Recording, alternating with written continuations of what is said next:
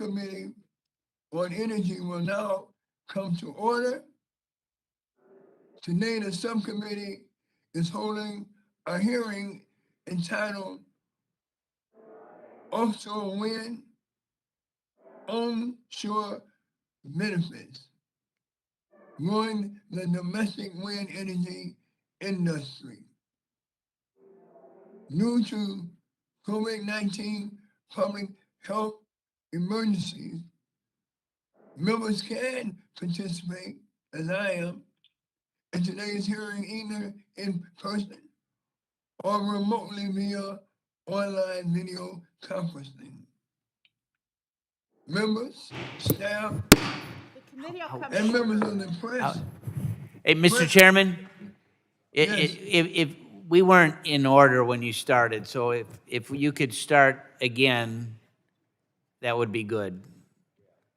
We weren't in order. So I would ask unanimous, because, no, we weren't. The gavel didn't come down. The gavel now has come down, and I would ask that you, committee is in order, and I would ask that you start things again. I am going to disagree with you. I brought the gavel down at 9:30 Central Time, 10:30. I brought the gavel I know, down. we didn't hear it, so we were all talking, and so there's bad behavior here, so we'd ask that you start again so we can be fully attentive. Well, I apologize for the actions of our members on both sides of the aisle. All right, well. And our chairman, all right, Mr. Pallone, has just walked in the door.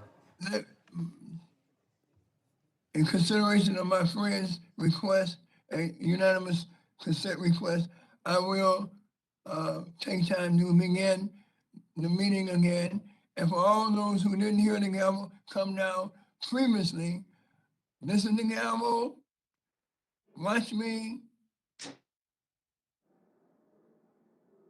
The subcommittee will now come to order.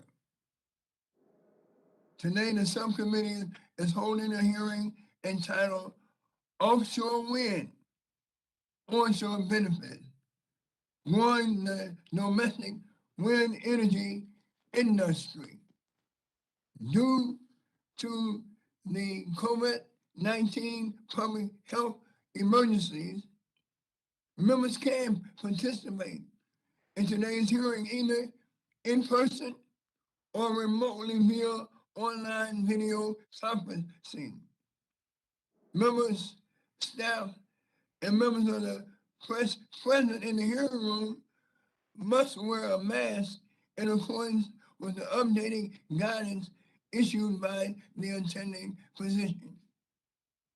For members participating remotely, your microphone will be set on mute for the purpose of eliminating emergent background noise. Members participating remotely will need to unmute your phone, your microphone, each time you wish to speak. Please note that once you unmute your microphone, anything that is said in WebEx will be heard over the loudspeakers in the committee room as subject to be heard by live stream and C-SPAN. Since members are participating from different locations at today's hearing, all recognition of members, such as for questioning, will be in order of the subcommittee seniority. Documents for the record can be sent to Lino Pino Martinez at the email address that we provided to staff. All documents will be entered into the record at the conclusion of today's hearing. The chair now recognizes himself for 5 minutes for the purposes of an opening statement. Again, good morning. I would like to thank all of you for joining us today for this important hearing on the state of the offshore wind industry. The U.S. offshore wind industry is lagging behind the rest of the world, with Europe having just over 25 gigawatts and China with just over 7. The U.S., by comparison, has effectively 0. That's why I was so delighted when earlier this year, President Biden announced a goal of deploying 30 gigawatts of offshore wind capacity by 2030, helping kickstart what I hope will be the start of an offshore wind revolution. According to an analysis by the National Renewable Energy Laboratory, 30 gigawatts of offshore wind have the capacity to create 70,000 jobs by 2030. And it would tee up creation of over 135,000 jobs by the year 2050. We will see turbines in the Atlantic, in the Pacific, in the Gulf of Mexico, and perhaps even in the beloved Great Lakes that's close to my home state of Illinois. Additionally, at a time when U.S. consumers are vulnerable to violent variations in fossil fuel prices, the allure of a consistent, affordable source of baseload electricity produced right here at home by American workers should be clear. As a part of our broader effort to build back better, we need to ensure that we are making small investments so that the offshore wind lives up to its very high potential. These include investments in American shipbuilding, steel, and American ports.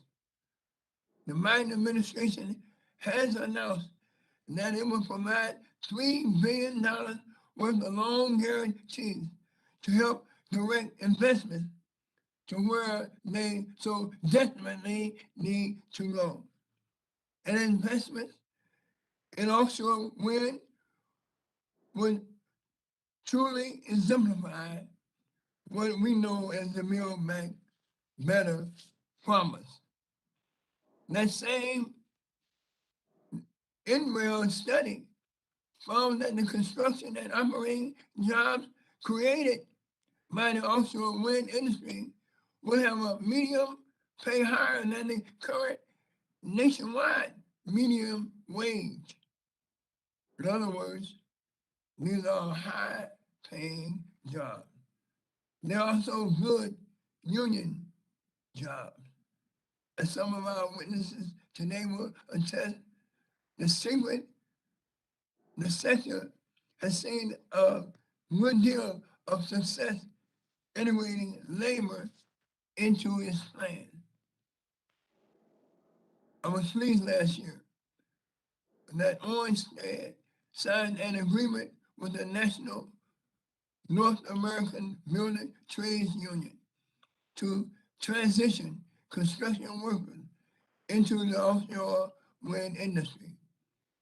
Additionally, Vineyard Wind, which is slated to be the first commercial scale offshore wind project in the nation, recently signed a project labor agreement with the Southeastern Massachusetts Building Trades Council. This is a great beginning. And I am constantly on the alert that minorities and women are included into this process. That I now yield to my good friend from the great state of Michigan, the ranking member of the subcommittee, Mr. Upton, for 5 minutes. Well, thank you, my friend, Mr. Chairman, and thank you to our witnesses for appearing today. Special welcome to the Honorable Mr. Menzies, the former Deputy Secretary of Energy and former Energy and Commerce Chief Counsel for Energy and Development and Environment. It's always good to have you back. Mr. Chairman, I'm a little bit troubled by the topic of today's hearing. As you know, we are in an energy crisis right now, which is what I believe this committee ought to be focused on. The price of gas and many energy commodities are at a 7-year high. The average price in my district earlier this week, around my district, was about $3.35 a gallon, almost double what it cost a year ago. And I was in Chicago last weekend, and it was over $4.20 in your district as I traveled up and down the Dan Ryan Expressway. So compared with last winter's heating costs, the Department of Energy forecasts that U.S. households are going to spend 54% more for propane, 43% more for heating oil, 30% more for natural gas, and 6% more for electricity to heat their homes this season. Last week, the Republican members of the committee sent a letter to DOE Secretary Granholm to understand what specific actions DOE is taking to address energy prices and supply shortages.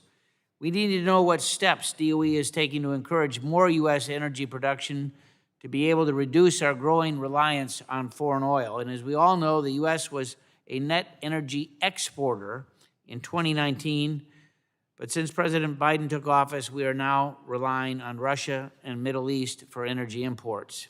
Not the right trend. We also need to know what federal policies might be causing or contributing to energy price increases. I suspect that the cancellation of the Keystone XL pipeline and moratorium on drilling on federal lands and offshore waters may have played a role. Congress should also understand how proposed environmental regulations and policies, like the push for economy-wide net zero greenhouse gas emissions, will impact energy bills. We also need to look before we leap, and we need to gather those facts. We should also be studying the energy crisis in Europe and the impact that it's having on global energy markets and prices. Europe's bet big on offshore wind, and the track record is not particularly good. The world read the headlines. In September, the winds in the North Sea stopped blowing, forcing regional energy markets to scramble for natural gas to heat homes and power businesses. Russia, energy's largest supplier of gas, seems to be the biggest winner. And ironically, Europe is burning more coal due to the high gas prices. Here in the U.S., we only have 7 offshore wind turbines. You know, we've talked a lot about that over the years. We have 7. One commercial project off Rhode Island that has been plagued with maintenance and operational difficulties, and one small pilot project off the coast of Virginia. The Biden administration plans more than 3,000 new offshore turbines by 2030, not too far away. But it's very difficult to imagine that any projects are going to get built without substantial taxpayer and ratepayer subsidies. And of course, we have the questions of permitting. Where is the streamline on permitting to get 3,000 new offshore turbines in just a short period of time? Offshore wind faces serious obstacles, including those related to poor economics, operating reliability in harsh conditions, onshore and offshore permitting challenge, negative environment and fishery impacts, workforce and labor issues, marine traffic and shipping, concerns expressed by the Department of Defense. The list goes on and on. While I'm optimistic that technological innovation and American ingenuity will bring advances in the offshore wind era, I believe this committee should be focused on ways to lower energy prices for consumers across the board in the near term. With that, I look forward to today's testimony and yield back the balance of my time. The gentleman yields back the balance of his time. The chairman now recognizes the chairman of the full committee, Mr. Pallone, for 5 minutes for his opening statement. Thank you, Chairman Rush. Today, we're going to discuss the growing potential of the offshore wind industry to power American homes with clean energy. The industry's growth also provides us a real opportunity to revitalize manufacturing and poor communities throughout the nation. This hearing is not only important, but timely. Early this year, President Biden restored American leadership in the fight against the climate crisis by announcing an ambitious goal of deploying 30 gigawatts of offshore wind capacity by 2030. Achieving this goal will provide clean power to 10 million American households and avoid 78 million metric tons of carbon emissions. This is not only critical to our efforts to combat the climate crisis, but it would also mean major investments in domestic manufacturing and supply chains, including U.S. flag shipping and shipbuilding. These investments would help create tens of thousands of good-paying jobs for blue-collar workers. In fact, communities across the nation are already seeing the incredible benefits of investing in offshore wind, and nowhere is that truer than in my home state of New Jersey. Just this year, New Jersey has spurred development of more than 2,600 megawatts of offshore wind capacity. Our state is also constructing the first purpose-built wind port in the nation, bringing thousands of jobs and billions of dollars in investment to the Garden State. But to be clear, the economic benefits of offshore wind won't just accrue on the coast. They will impact communities across the country. A study released last week estimated that achieving the Biden administration's offshore wind goals would generate $109 billion in economic activity. Additionally, the Business Network for Offshore Wind has identified more than 600 domestic supply contracts for offshore wind components to be built by companies throughout the United States. Offshore wind also holds significant promise for American workers. Achieving the Biden administration's goals will support 80,000 jobs by 2030, including good-paying union jobs in construction, steel fabrication, welding, and many other fields. But we need to make sure that the rising tide of offshore wind lifts all boats. So I look forward to hearing how workforce development efforts can ensure that local and disadvantaged communities reap the benefits of development. And I know this has been a major concern of Chairman Rush. The offshore wind industry has great potential for growth, and that's particularly important in a rapidly changing world where fossil fuels are increasingly unreliable and subject to huge price swings. We've witnessed this from a global volatility of oil and gas prices, from the unreliability of gas during the Texas winter storm, from the hack of the Colonial Oil Pipeline, and others. Doubling down on existing fossil fuel infrastructure makes little sense, in my opinion. We must invest in mechanisms that reliably bring energy to consumers. And that's why I'm proud that the Build Back Better Act passed by this committee last month included significant funding for transmission, including for offshore wind. I look forward to hearing from our witnesses about the measures the federal government can take to ensure we build a backbone transmission system capable of delivering reliable offshore wind energy to American households and businesses. Rapidly expanding offshore wind will be critical to decarbonizing the power sector. I'm excited about the progress in New Jersey and other states in the Northeast, and I hope that some momentum can spread to other offshore areas throughout the country. We can't rely on existing trends or wishful thinking to get us to net zero electricity sector emissions, and that's why the investments in the Build Back Better Act are so critical in our efforts to tackle the climate crisis. I want to welcome all four of our witnesses here today, including, although I can't really see you, Heather. Lisa's in the way, but we love Lisa, so that's okay. But Heather Zeichel was my environmental legislative assistant and then legislative director. It says in my notes about 20 years ago before she moved over to the Senate. I didn't really want to read that part, Heather, because that shows that you and I have been around here for a while, but whatever. She then served as a senior advisor to President Obama and is now the CEO of the American Clean Power Association. So welcome, in particular, Heather. I look forward to our overall discussion today, Mr. Chairman, and yield back. The chair yields back. The chair now recognizes the gentlelady from Washington State, the ranking member of the full committee, Ms. McMorris Rogers, for 5 minutes for the purposes of an opening statement. Good morning, Mr. Chairman. Good morning. We're going to be talking about the state of offshore wind energy. We should take a hard look first at what's happening right now with energy prices. Just yesterday, I filled up with gas in Spokane, $3.59 a gallon. Ouch. The worry and the discussion about rising costs is happening around every kitchen table in America today. It's our job on this committee to make sure that people have access to reliable and affordable energy to heat their homes, drive their cars, run their businesses. Unfortunately, today, this committee is ignoring the real energy crisis in front of us.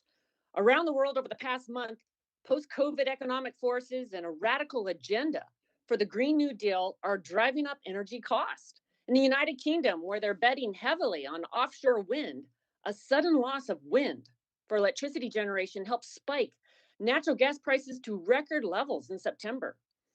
Increasing energy and power costs rippling through economies of the UK and Europe. And it's raised the cost for goods and services, especially household energy, just in time for winter months. What's happening in Europe should provide a powerful reminder of the dangers of both tight fuel supplies, dependency on Russia, and weather dependent energy. These reckless policies hurt people's health and welfare.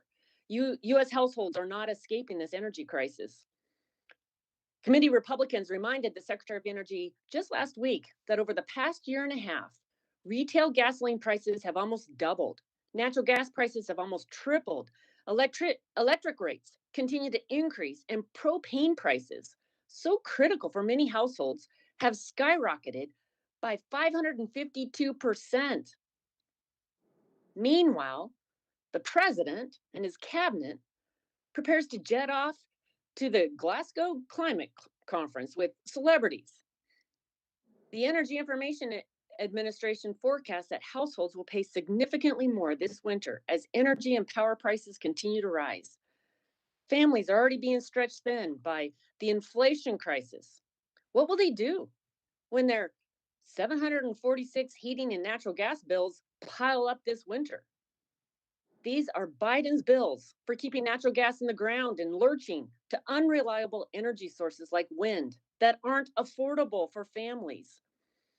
Unaffordable energy costs from global supply chain disruptions and COVID-related demand shocks have only been accelerated by the anti-fossil fuel agenda of this administration, despite technology for carbon capture and sequestration, including the president's decision to cancel the Keystone and issue a moratorium on exploration and development on federal lands, while calling OPEC to ask them to increase production. How does this make any sense?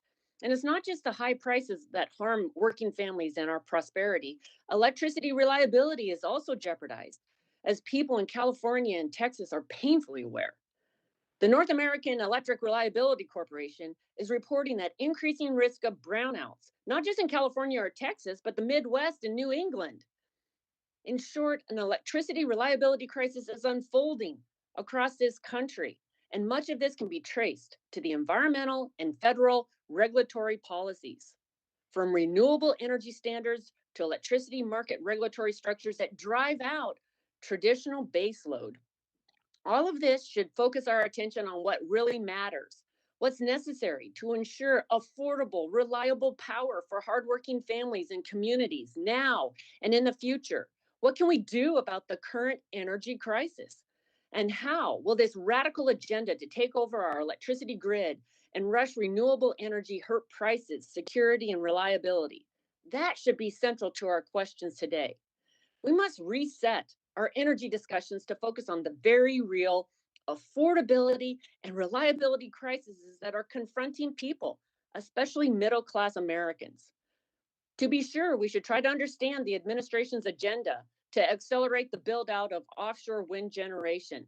The pace and scale of these plans promise industrial development, but they raise many practical questions about affordability and reliability. Let's learn from Europe, not copy its failures. So I welcome the witnesses. I'd like to welcome especially Mark Menzies, the former Deputy Secretary of Energy, an alumni of this staff. I'm sure that he can help us explore the really pressing issues that people care about and put into context what's necessary to ensure affordable, reliable energy today and an innovative and prosperous future. Thank you, Mr. Chairman. I yield back. The ranking member yields back. The chair would like to remind all the members of the subcommittee that pursuant to the committee rules, all members' written opening statements shall be made part of the record. And now, it is my honor, my privilege, and my pleasure to welcome our witnesses for this morning's hearing. As was stated earlier, Ms.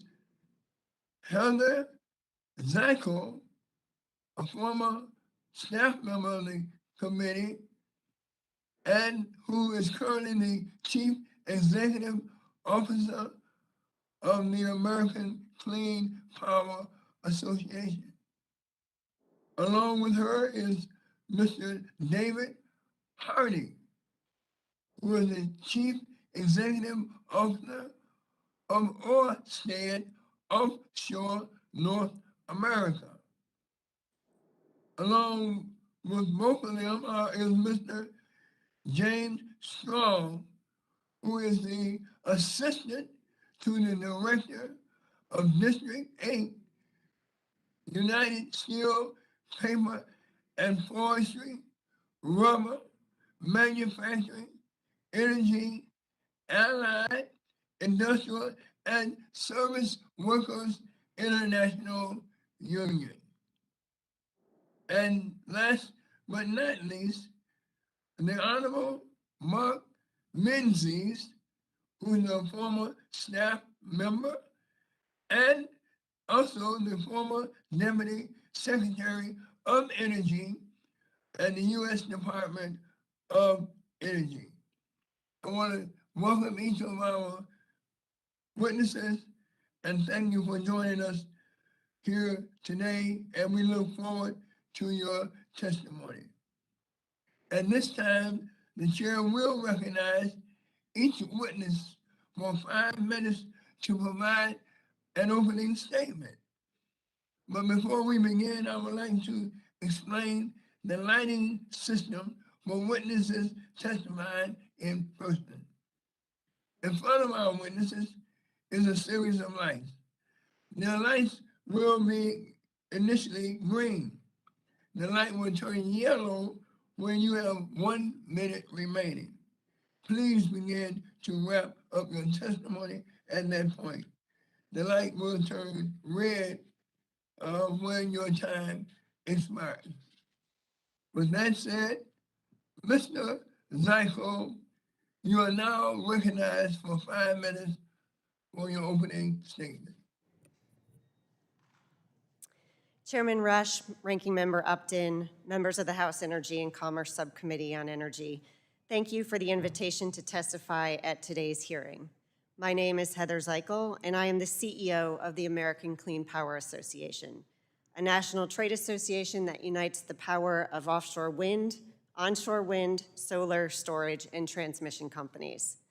While the U.S. industry is in its infancy with 42 megawatts of offshore wind currently deployed, the global offshore wind industry is booming with 34,000 megawatts in Europe, the UK, and Asia. As the U.S. market grows, ACP and our member companies are committed to growing a domestic supply chain. The administration's goal to deploy 30 gigawatts by 2030, as well as additional state goals, are jump-starting this industry and will create up to 83,000 jobs and $25 billion in annual economic output. The Vineyard Wind Project will be the first commercial-scale project in the United States and has already completed 2 major milestones this year, receiving the final federal permits and reaching financial close. There are 13 other offshore wind construction and operation plans, or COPs, in the permitting pipeline, and BOEM has promised to review at least 16 of those by 2025. Last week, Interior Secretary Haaland announced plans for up to 7 new lease sales by 2025 in the Gulf of Maine, New York Bight, Central Atlantic, Gulf of Mexico, Carolinas, California, and Oregon. These commitments to reviewing COPs and new leases and long-term follow-through will provide the certainty needed to build a successful new offshore wind industry here in the United States. Currently, the offshore wind industry is investing millions of dollars in a domestic supply chain.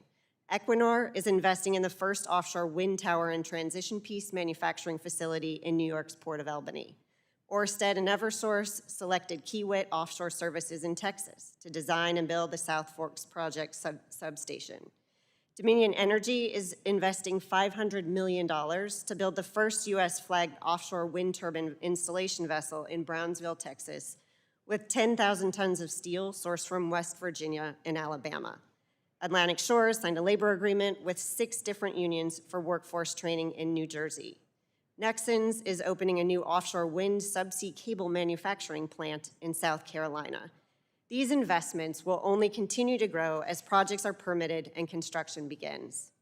Additional policy levers can help drive an even greater degree of domestic offshore wind manufacturing on a more ambitious timeline.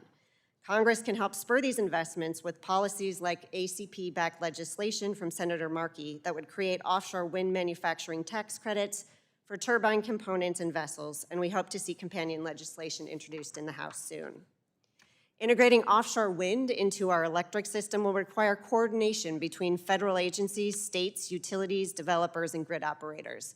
These groups collectively have the skills, knowledge, and experience to successfully integrate offshore wind, but we need to be sure we're looking ahead because transmission takes time to develop. The wind industry looks forward to working collaboratively with this committee and all of the relevant actors to make sure that we are planning for the infrastructure we need to bring low-cost offshore wind to customers. The FERC, Department of Energy, BOEM, the states, and regional grid operators must coordinate to ensure that transmission planning accounts for at least 30 gigawatts of offshore wind. In many cases, offshore wind projects will interconnect to the electric grid where other sources have retired, providing a clean and reliable replacement energy source. In other cases, new or upgraded transmission will be needed. Initial offshore wind projects will connect to the grid using individual radio transmission lines, but sustaining the long-term growth of offshore wind will require a coordinated approach to transmission that spans multiple lease areas, states, and region. Forward-thinking transmission planning will help to expand the market for offshore wind more quickly and benefit the supply chain. Some early-stage transmission planning is taking place, but multi-state and multi-agency planning is necessary to ensure that we have the onshore and offshore infrastructure to meet the 30-gigawatt goal. As such, FERC has commenced a review of its transmission planning, cost allocation, and interconnection rules that would help to spur proactive transmission development, including transmission for offshore wind. New Jersey and PJM are working together on transmission proposals specifically to integrate 7.5 gigawatts of offshore wind. ACP also supports the committee's budget reconciliation language that includes funding for a number of crucial programs along these lines. Thank you for the opportunity to testify today during this historic time for the offshore wind industry, and I look forward to answering your questions. Well, thank you, and please accept my sincere apologies for saying that you are Mr. rather than Ms. Please accept my heartfelt apologies. I want to now recognize Mr. Hardy for 5 minutes for the purposes of an opening statement. Mr. Hardy, you're recognized. Good morning, Chairman Pallone, Chairman Rush, Ranking Member McMorris-Rogers, and Ranking Member Upton, and members of this committee. Thank you for the invitation to speak with you today. My name is David Hardy, and I am the CEO of Orsted Offshore North America. Orsted is a global leader in offshore wind energy with approximately 8,000 megawatts of installed capacity globally. While today's hearing is focused on offshore wind, it's important to note that Orsted is also a global leader in onshore wind, solar, energy storage, and green hydrogen. While once a fossil fuel intensive oil and gas company, today we've transitioned to a 100% clean energy company. Although we have this global experience, at our core, we are a local company rooted in the communities we serve. In the US, Orsted is a leading offshore wind energy company, currently developing offshore wind farms totaling more than 4,000 megawatts, empowering millions of homes in Rhode Island, Connecticut, New York, New Jersey, and Maryland. We've been involved in one way or another with all 7 of the current operating offshore wind turbines in the US, installing the first 2 turbines in federal waters off the coast of Virginia last year, and owning and operating the 5-turbine Block Island wind farm in Rhode Island. While our offshore wind projects are obviously being built along the coastlines, I would like to highlight how offshore wind energy creates economic opportunity in communities across the country. One of the challenges facing the US wind industry is the capacity of and expertise within the supply chain.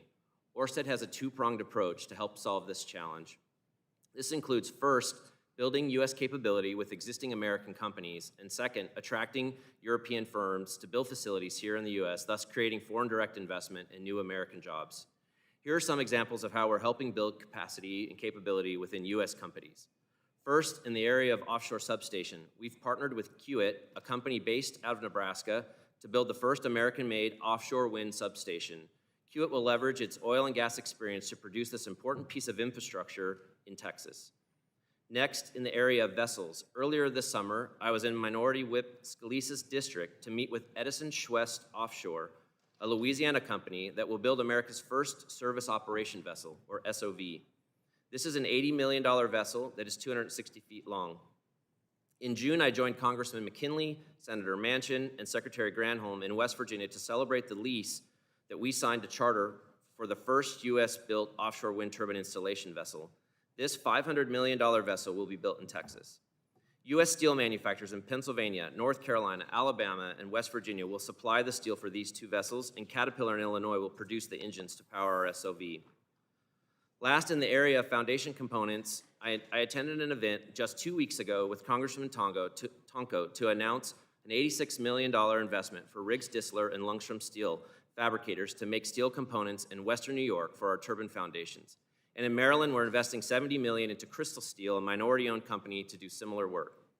Now I'd like to share some examples of how we're working with global partners to build U.S. facilities and create American jobs. First, in the area of undersea submarine cables, we partnered with Nexans, a French global leader in submarine export cables, to expand their capability in their South Carolina facility. And as part of our current bid in Maryland, we've partnered with Hellenic Cables, a Greek company, to open a factory in the Baltimore area and produce the first American-made offshore wind submarine array cables there. Additionally, we've also attracted EEW, a German offshore wind foundation manufacturer, to open the world's most advanced monopile manufacturing facility in Paulsboro, New Jersey. This investment includes 6 large buildings to make the 400-foot long and 40-foot in diameter monopile foundations. As you can see, there is already significant economic activity happening across the country. Even as a new U.S. industry, our supply chain today already includes companies and employees from every state represented on this subcommittee. In closing, I'd like to emphasize one more important point. That is that Europe has had several decades to build the infrastructure needed to support a mature offshore wind industry. And although we're making considerable progress in building the U.S. supply chain, it remains a challenge that needs regulatory certainty and incentive if we want to achieve 30 gigawatts by 2030 and realize our full potential. It's an exciting but critical time for U.S. offshore wind energy, an industry that will both reduce the impacts of climate change as well as create jobs across America. Thank you for your interest, and I look forward to your questions.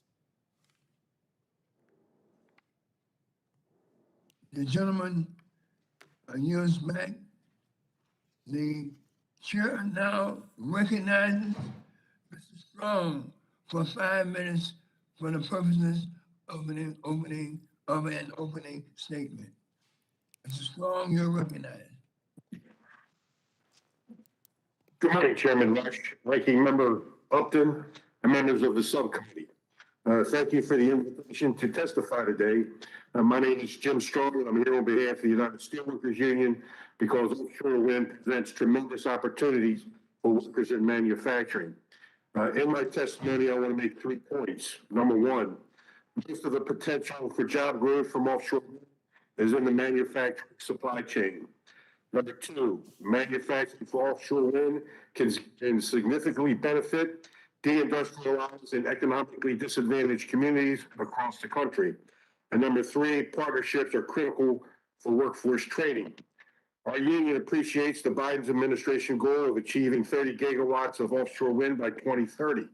To meet this, the U.S. will require massive production and purchase of materials for these products, including nacelles, blades, towers, foundation, and subsea cables.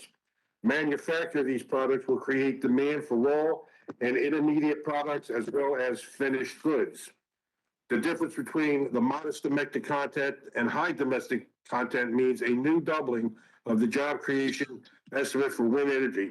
These jobs will not be isolated on the coast. For example, steel plate is made in the United States in Indiana, Pennsylvania, and Kentucky.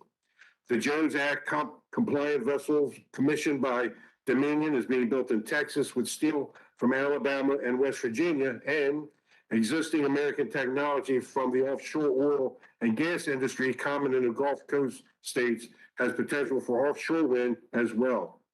In order for this new industry to thrive and create jobs, it must make long-term commitments to domestic sourcing and domestic supply chains. Manufacturing can make investments, including by taking advantage of federal programs like loans and tax credit, but those will not make a difference if manufacturers cannot be confident that they will have customers. Congress, the administration, and the states will need to align policies to make sure our supply chain grows. Manufacturing for offshore wind can benefit communities across the country by bringing back high-quality jobs. One potential success story is nearby in Baltimore, where I live. Baltimore and its inner suburbs were once home to vast industrial facilities with nearly a third of the labor force working in manufacturing in 1970. Now less than 10% have manufacturing jobs. This has left Baltimore residents, particularly in communities of color, with access to only low-paying service sector jobs. Our union was proud to announce an agreement with offshore wind developer U.S. Wind this summer in Maryland. Bethlehem Steel at Sparrows Point was an important part of our nation's history that once employed tens of thousands of workers. U.S. Wind intends to open a new facility called Sparrows Point Steel on the site of the former steel mill that will manufacture monopile foundations, first for its own projects and then later for other customers. The company anticipates that there will be 500 permanent manufacturing jobs at the facility, once again bringing people into that sacred site to work with steel. Our union will work with the company to recruit and train local workers, ensuring that the surrounding communities share in the benefits of this investment. The new jobs created in Baltimore and elsewhere will require both new and common skills. When I was younger, I went to a vocational school in the Baltimore area, as did many of my peers. There were good union manufacturing jobs in our community at the time. However, now fewer students attend vocational schools and employers invest much less in training. The ideal modern workforce training partnership of today are those under collective bargaining agreements where training is site-specific and tailored to the needs of the employer, the workforce, and the company or community. Importantly, policymakers and partnerships should help ensure that public investment in workforce training feed trainees into actual employment. Offshore wind has the potential for economic and environmental benefits across the country. However, that will only occur if the industry develops responsibly. Our union looks forward to working with Congress to ensure that the supply chain is developed and that economic benefits from the industry reach communities across the country and that the workforce is trained. Again, I want to thank you again for this opportunity to testify on this issue. I want to thank Mr. Strong, the chair. Now recognizes Mr. Menzies for 5 minutes for the purposes of an opening statement. Chairman Pallone, Rush, Ranking Members McMorris Rogers, Mr. Upton, members of the subcommittee, thank you for the invitation to testify this morning. I'm Mark Menzies. I will be speaking as a private citizen, not in any official capacity, and my testimony is my own. I ask that my written statement be entered and printed into the record. Before I get to offshore wind, I too think it important to note that energy and commodity prices are at their highest in years. The cost of crude, gasoline, natural gas, even propane have increased dramatically over the past several months. Consumers are paying higher costs than they have grown accustomed to since the U.S. shale revolution and when the U.S. became the leader in oil and gas production. Offshore wind will provide electricity to consumers, but until our transportation and industrial sectors electrify, consumers will expect to be able to get energy when they need it at affordable prices. So what's not to like about offshore wind? Winds offshore are abundant, stronger, more consistent, more sustainable than onshore winds. They're off coastlines where populations are located. Since offshore and undersea, it appears planning and siting is less complicated than onshore wind projects. But things aren't always as they appear. Offshore wind is very difficult to site, build, connect, and estimate actual cost. One only has to utter Cape Wind to cause pause in this enthusiasm. When this committee faced this controversial project, we met with Danish officials who told us the answer was munis and co-ops. That's right, they had to require local ownership to gain acceptance. Not sure that's a solution here. A lot's been done to foster offshore wind. At the department, we created and funded The Offshore Wind Consortium, comprised of all stakeholders, selected NYSERDA, a state authority, to lead it. We had regular briefings from developers and planners. We released the Offshore Wind Market Report. We engaged our national labs to model and solve technical issues. We analyzed the environmental and siting challenges. We even had a blog. We also looked at costs. Our offices and labs modeled the cost of certain offshore wind projects using state-of-the-art technologies. The results appeared promising, but others now challenge both the estimated cost of planned projects and the actual cost of existing projects, and that consumer costs are actually higher. Cost of the proposed projects off New York's coast, those up and down our eastern seaboard, have been questioned, and still others now question the true cost in Europe, particularly in UK, where offshore wind has been operating for years. So consumer costs are an issue you should be aware of. And as you know, there are Jones Act and FERC issues. We had interagency meetings on the Jones Act, and FERC initiated a technical conference to examine its offshore transmission policies. Well, what can Congress do? Well, in 2005, Congress gave lead authority to the Department of Interior over all offshore energy projects, including wind, except in the Great Lakes, as you will recall, Chairman Rush and Ranking Member Upton. And Congress has sought to address the complicated federal, state, and local regulatory processes before. Perhaps the CZMA should be looked at, but that's likely outside of this committee's jurisdiction. But even then, states can ban offshore wind off their coast in state waters. In July, we saw what happened in Maine. A supportive governor signed a bill banning offshore wind in state waters. One can say they still support offshore wind, but in my view, states banning offshore wind doesn't make it easier, more efficient, or less expensive to consumers if you have site and operate projects in federal waters. And even if we're able to overcome all the issues involved with wind, we saw what happened in the North Sea just about a month ago when the wind stopped blowing. Grid operators turned to natural gas and coal to keep the grid operating. The cost of natural gas at an all-time high. A retired coal plant shuttered due to anti-fossil policies, had to be restarted. At least 2 electricity suppliers went bankrupt. The only good news was that U.S. LNG exporters helped keep the lights on in the UK. We've learned this lesson in the U.S. When our electric systems are stressed during cold winters and hot summers, grid operators turn to baseload power, natural gas, coal, nuclear, and oil, because wind and solar cannot ramp up to meet increased demand. We saw this in the 2014 polar vortex when operators relied on coal. During the 2018 bomb cyclone in the east, operators relied on nuclear, increased coal and oil sources as plants switched to oil to meet increased demand. And for the past 2 summers, DOE has issued emergency orders to California with its abundant wind and solar to run natural gas to meet high demand. Our system should be designed to provide power when consumers need it the most. For all the positives of offshore wind, until we have long-duration storage battery technology greater than 10 hours deployable at affordable cost, offshore wind will be a luxury to most Americans. Some predict that batteries will take the place of traditional power generation. Well, our current state of effective battery technology is 4 hours, and it takes years to site, permit, and build. In California, a 4-hour, 350-megawatt battery storage project on a solar project scheduled to come online in 2022 has been under development for 7 years. Long-duration energy storage, possibly the holy grail of grid storage, is still years away from demonstration and deployment. Mr. Chairman, in conclusion, offshore wind has great potential, but it's not without its challenges. I respectfully suggest that this committee might take time to consider other important measures to keep the U.S. the leader of energy production at affordable cost to consumers to ensure a strong economy and our domestic security. In my written statement, I mentioned several bills pending in this subcommittee and why their passage will help achieve these goals. With that, Mr. Chairman, I conclude my statement and look forward to your questions. That indeed concludes the opening statements for our witnesses, and we will now move to member questions. Each member will have 5 minutes to ask questions of our witnesses. And I will start by recognizing myself for 5 minutes for questioning of the witnesses. As I have been known and previously stated in many other occasions, I am indeed committed to ensuring that the offshore wind industry does not recreate the lack of diversity that is far too common in other renewable energy industries.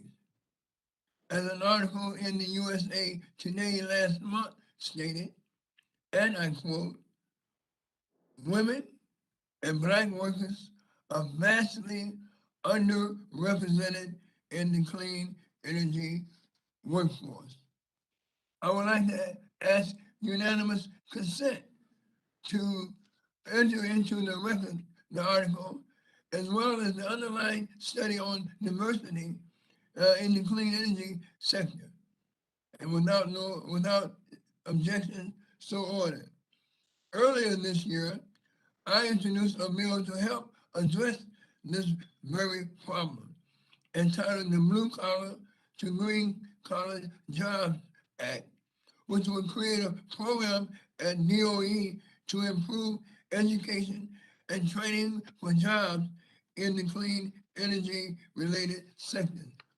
And I look forward to working with my colleagues to advance this bill and to advance similar legislation in this Congress to ensure that workers have the skills that they need to thrive in these high-paying jobs. That said, Mr. Hardy and Mr. Strong, what is Orsted and the U.S. steelworkers doing to recruit more minorities and women into the offshore wind industry?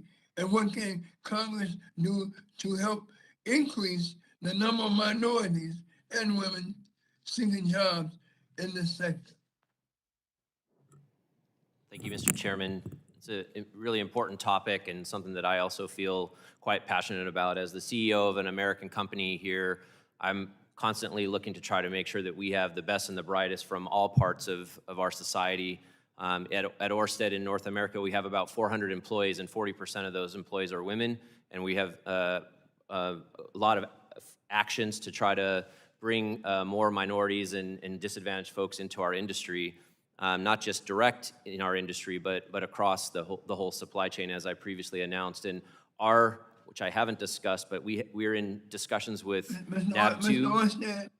Mr. Orsted, do you have any specific programs that you have that you can tell us about to bring minorities into Orsted?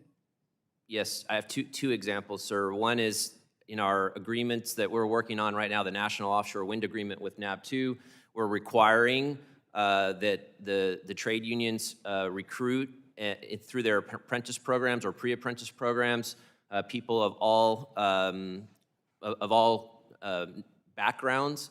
And secondly, we've got specific programs in some of our states to do training for environmental justice communities, and not least in the state of New Jersey, we've got a $1.5 million scholarship for New Jersey Institute of Technology to try to recruit people from disadvantaged communities. Mr. Hardy, my time is moving forward. Mr. Strong, can you answer the question? And more specific. Thank you, Mr. Chairman. When we formed this relationship with U.S. Wind, going back a couple of years ago, that was a priority for us in our discussions on what their plans were as far as encouraging and bringing in minorities to help run this program. And I can tell you that as a union, we support opportunities for everybody, minorities, women. It's an important foundation of our union. But regarding U.S. Wind, when we had this discussion, U.S. Wind, I do know that's expanded its staff to, they've hired 3 individuals that have a background in working with the minority business enterprise. And they specialize in outreach and ensuring that maximum participation of minority groups and other businesses are part of this development. I know that they've had outreach meetings with the membership of the Maryland, Washington Minority Companies Associations, and they've also had communications and are working with the Governor's Office of Small Minority and Women's Business Affairs. And sometime in the very near future, they're going to provide a briefing of these reports and moving forward what their plans are working with minorities, businesses, women, and so forth, Mr. Chairman. That concludes my time. My time has expired. The chair now recognizes Mr. Malone, the chairman of the full committee, for 5 minutes. Mr. Malone, you're recognized Yeah, he said Plone. for 5 minutes. Thank you, Mr. Chairman. 5 minutes goes by very fast. Upton, you're recognized for 5 minutes. Thank you. Ms. Zeichel, you mentioned that that Europe has 34,000 megawatts, or the rest of the world, 34,000. We're at 42 megawatts. The goal is to get to 30,000 in this country and within a number of years. Mr. Hardy, your bottom line was we need regulatory certainty. Do we have that today? I think that we're seeing positive momentum in building confidence in this supply chain, in this industry, which is bringing the supply chain investments that we've spoken about, the Biden administration's target of 30 gigawatts by 2030, BOEM's advancement of federal permitting on the 15 or so projects that are active are bringing confidence. But these are large, expensive infrastructure projects that we need certainty, long-term certainty, in order for us to invest and in order for the supply chain to make those investments. So I want to say virtually everybody here supports an all of the above approach, which includes renewables. But what do we need to do legislatively to work with industry to make sure that we have regulatory certainty to try and achieve this goal that's out there? Ms. Zeichel? Thank you, Chairman Upton. I think you're asking a really important question, and certainly as representatives up here, we agree that we've got to advance all energy sources. We're committed to making sure we're looking at this energy transition through the lens of how do we do it in a way that's reliable and affordable. And I think as we have regulatory certainty and predictability in as much as this administration and the Department of Interior are currently making timely decisions about permitting and leasing.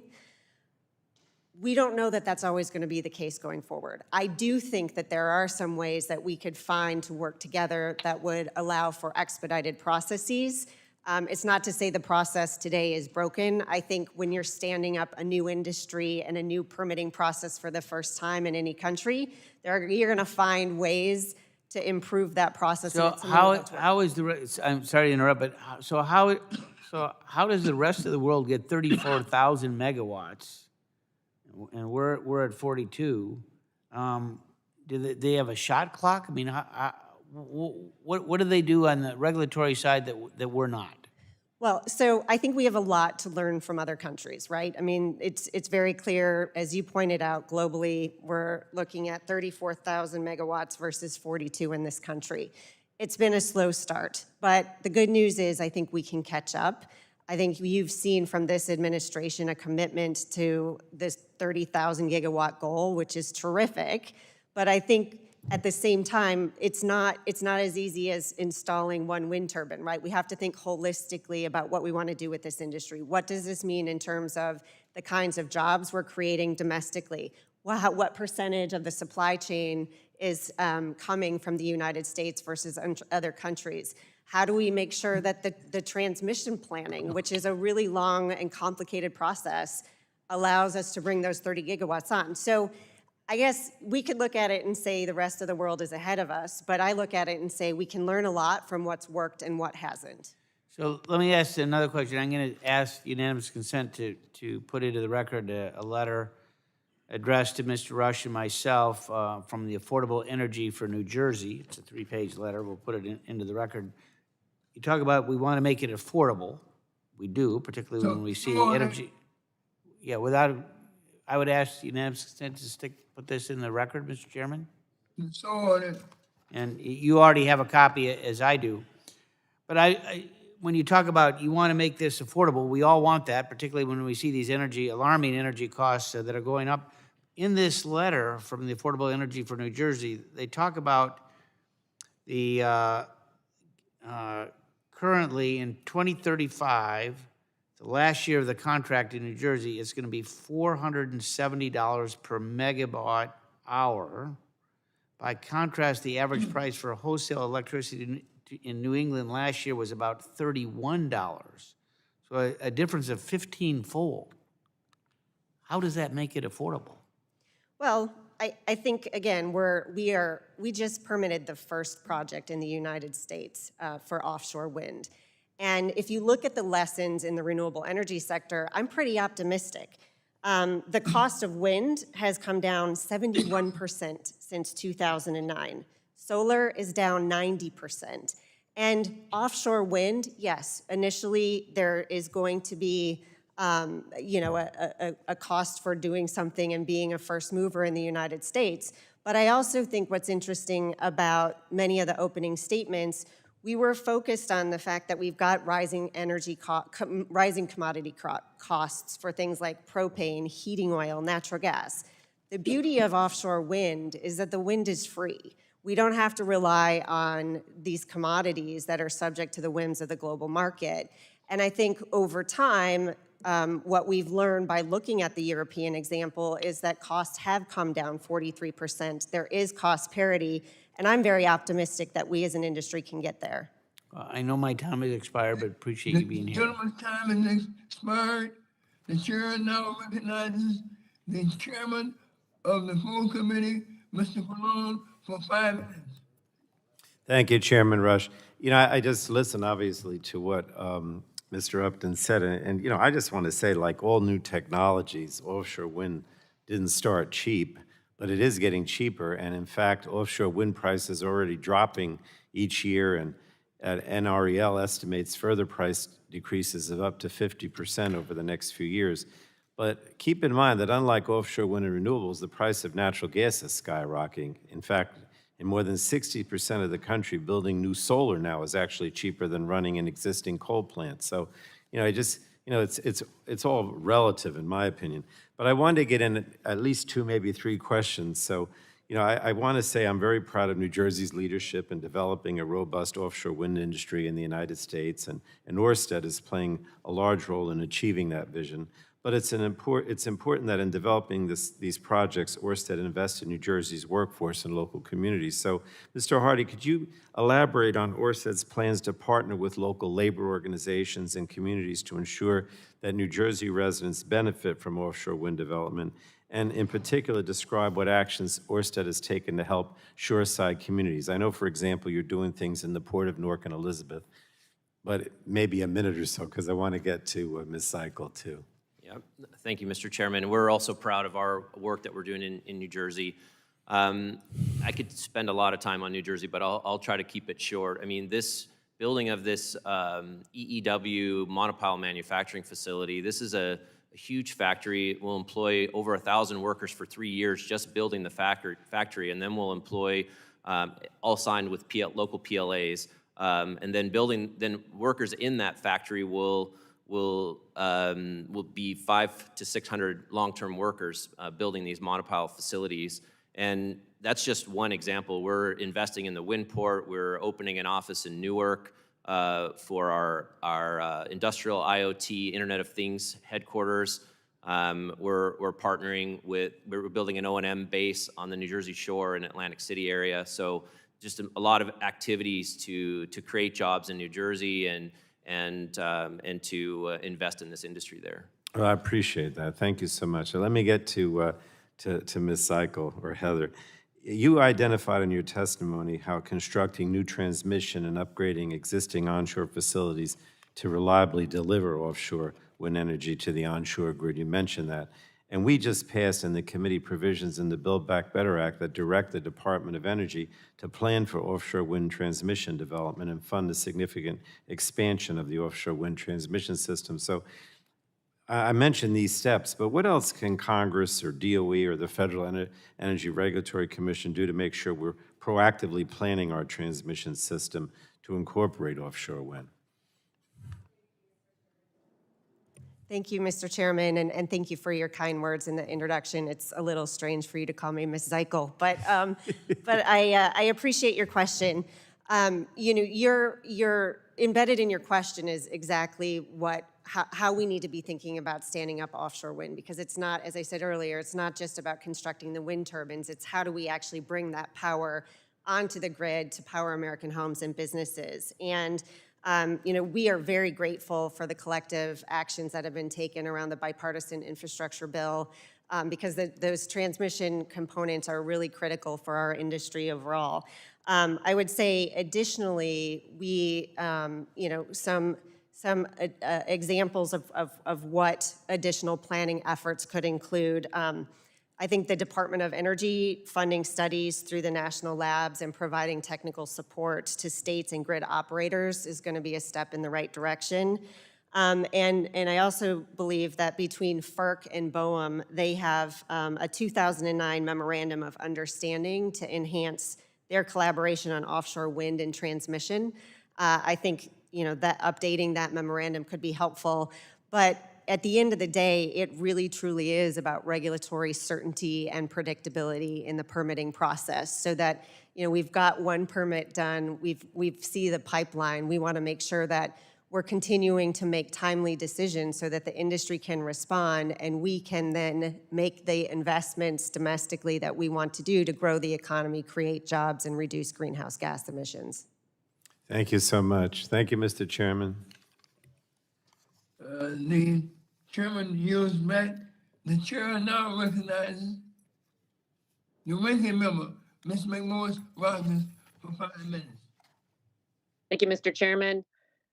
Mr. Menzies, as you know from your time at the Department of Energy and on this committee, that our job is to oversee energy policy and ultimately make sure that people have affordable, reliable energy. In my opinion, we should be harnessing all of the benefits of our nation's abundant energy resources. And our goal should be to do what's going to be best for prosperity, for the prosperity of hardworking families and our energy security. The prospect of higher prices for American families this winter is alarming. What also is alarming is the energy crisis that's unfolding in Europe. It should be a warning to American policymakers. In the United States, gas and electricity bills could double this winter, with harmful impacts for those in need. It's energy-induced poverty. Half of Europe's natural gas is supplied by Russia, which news reports indicate is refusing to boost their supplies. All of this has been driven by the UK and the European rush for renewables at the exclusion of developing the UK shell, shutting down coal and nuclear, especially in Germany. So I just wanted to ask if you would talk briefly about the factors behind the European energy crisis, its energy security, and what we should be doing here to avoid the same fate. Thank you for the question. Indeed, there are many factors that go into, of course, the high prices, around the world right now today. Of course, we're coming out of COVID, so there's increased demand and there's tight supplies. But to be sure, it's a lot of the policies that you see in place that are very aggressively favored renewables over fossils. So, for example, when the wind stopped blowing in the UK, there weren't really that many natural gas units or coal units available, because to be able to be in ready standby, you had to purchase very expensive certificates to run, in the EU. So it was always already out of a price point. Policymakers here in the United States too. I mean, because U.S. LNG has been now a global export for these several years, the EU has been expecting to be able to get U.S. LNG. They favor that. We try to develop that so that they weren't dependent on Russia over that. And indeed, it turns out that Cheniere, one of our LNG exporters, was able to, sort of come to the rescue, if you will, of Europe. So policies do make a difference in the real marketplace. Capital is waiting to be invested here in the U.S. What you see signaling from this administration, pretty much puts the chilling effect on moving capital, making investments, as you see the policies coming out of this administration. Well, just as a follow-up, understanding is that the administration has reached out to OPEC and Russia, encouraged them to boost oil production, but yet at the same time, shutting down exploration development of energy here in the United States and production right here in the United States. On the first day in office, President Biden canceled the Keystone Pipeline, imposed a moratorium on exploration and development of federal lands while asking Russia and OPEC to produce more. Would you speak to how these actions contribute to higher prices? Well, thank you very much. You know, indeed, the actions that we've seen from this administration actually go down further than what you've read about in stopping the Keystone pipeline, and you know, he's allowed Nord Stream to go, which of course the Russians enjoy because now they'll be able to send natural gas to Europe, and Europe will become more dependent on Russia gas. But you know, he's placed a moratorium on new coal and gas leases in federal lands and waters. The Interior Department drilling permits are down 75% from April. You know, he suspended the leases, the existing leases in ANWR in Alaska. He's announced stricter methane emission regulations on natural gas industries. He's increased fuel mileage standards for automobiles. The FERC, his FERC that we're looking forward to try to help solve the offshore wind issues, announced it's considering greenhouse gas emissions for all natural gas and LNG, and announced that it's even reviewing the certification process on pipelines. And for the president to be calling on OPEC to provide, you know, increased oil, he should be calling on the U.S. Producers in the United States. We have shown that we can produce. That's why we are the world's #1 leading producer in oil and natural gas. He should be calling on the U.S. producers, Americans, to produce the energy that we need, not OPEC countries or Russia. Well, thank you. There's a lot of questions around all of these policies being promoted right now by the administration. I run out of time though. I yield back. The ranking member yields back. The chair now recognizes the gentleman from California, Mr. Peters, for 5 minutes. Thank you, Mr. Chairman. Thanks for having the hearing. Offshore wind can play a key role in accomplishing our clean energy and climate ambitions. I'd suggest that to ensure the technology reach its full potential, we should do 3 things. We should level the playing field among energy technologies. We should reduce the regulatory burden for siting and permitting both offshore wind projects and the transmission infrastructure needed to bring that energy to market. And we should deploy innovative financing tools to make sure that the United States leads the world in advanced technology development. First, on incentives, I'm a strong supporter of the Clean Energy Payment Program. However, if that program is no longer politically viable, as we're hearing, we should add a price on carbon pollution to the Build Back Better bill. It's the only single budgetary tool that substantially reduces greenhouse gas emissions and raises significant revenue. And that fits squarely within the reconciliation process, which is restricted to federal outlays and revenues. It provides technology neutral and economy-wide incentives that would not assure an outcome with respect to renewables, but would allow wind to compete. Second, we have to reform our siting and permitting processes for major clean energy and transmission projects. As an example, my Power On Act, which is included in the bipartisan infrastructure bill, would clarify FERC's backstop siting authority and lead to more rapid deployment of interstate transmission projects. But I want to say here that I completely agree with the implication of Mr. Upton's questions, that if we're serious about renewables and climate change, we cannot hold up the development of wind, solar, hydro, carbon capture, and nuclear projects. We have to get out of our own way if we claim this is a crisis, and we do believe it is a crisis. And third, we have to use the Department of Energy Loan Programs Office to accelerate the deployment of advanced offshore wind through loan guarantees. And I'd advocate for more funding for this office in the House Build Back Better Act. With that, I wanted to ask a couple questions and start with Ms. Zeichel about California in particular. I know that there's a easier deployment in the East Coast because of the way the ocean floor is. What's the potential for offshore wind off the coast of California, and what are the policy barriers to further deployment?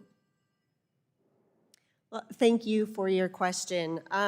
You know, I couldn't be more excited about the opportunity for offshore wind in California. And earlier we were talking about the fact that the United States is behind when it comes to the deployment of offshore wind. But where I think the United States has the ability to lead the world is in the floating technology, and that's the kind of technology we need off the coast of California. It is a different, as you point out, it's a different ocean environment, but obviously one that we believe can contribute in a very meaningful way to clean, affordable power for families not only in California, but throughout the region. We are really we were excited to see the decision by BOEM to move forward with some leasing programs in call areas, Morro Bay and Humboldt. I know that those are, getting those decisions made and seeing that process move forward has been a priority for you. It's certainly been a priority for the industry as well. I also think because we are looking at new technology, thinking through DOE funding and pilots would help to provide valuable experience that can be applied at scale on the West Coast, and that's certainly something we would love to work with you on. Okay, thank you. And Mr. Hardy, I want to give you a chance to respond to a question that was posed to Ms. Zeichel before about the U.S. being so far behind Europe in the development of offshore wind, and particularly what can we learn from Europe? What policies has Europe implemented that's contributed to a more rapid build out than here? Yeah, I'd like to just discuss this price discussion. I think it would be helpful. You know, part of the reason that prices are higher here in the U.S. is because we're just standing up this industry and we have a lot of fixed costs in the beginning. We're doing port infrastructure, we're building $500 million ships, we're building factories, et cetera. Europe's been doing this for 30 years, so their supply chain is already built and they're on the variable cost curve. We're coming down on the variable cost curve related to the turbine technology, but eventually we'll have a prompt jump down and then continue on the cost curve once we get these fixed costs behind us. So what can the U.S. Congress do to help us get down that curve faster by helping us invest in these fixed costs, get these factories built, get these ports built, get the transmission built, and then we'll be on a low cost, variable cost like Europe is today in offshore wind. So your advice is let's get started. I think the loan program at DOE is probably a helpful tool for that. Mr. Chairman, my time has expired and I yield back. Gentleman's time has expired. The chair now recognizes Dr. Burgess for 5 minutes. I thank the chair. Mr. Menzies, it's good to see you again. Thank you for your help in my district this summer. We did our annual energy efficiency event. Sometimes we forget that energy efficiency is another arm of, or one of the arrows in our quiver when we talk about the nation's energy armamentarium. And I certainly thank you for your help that day.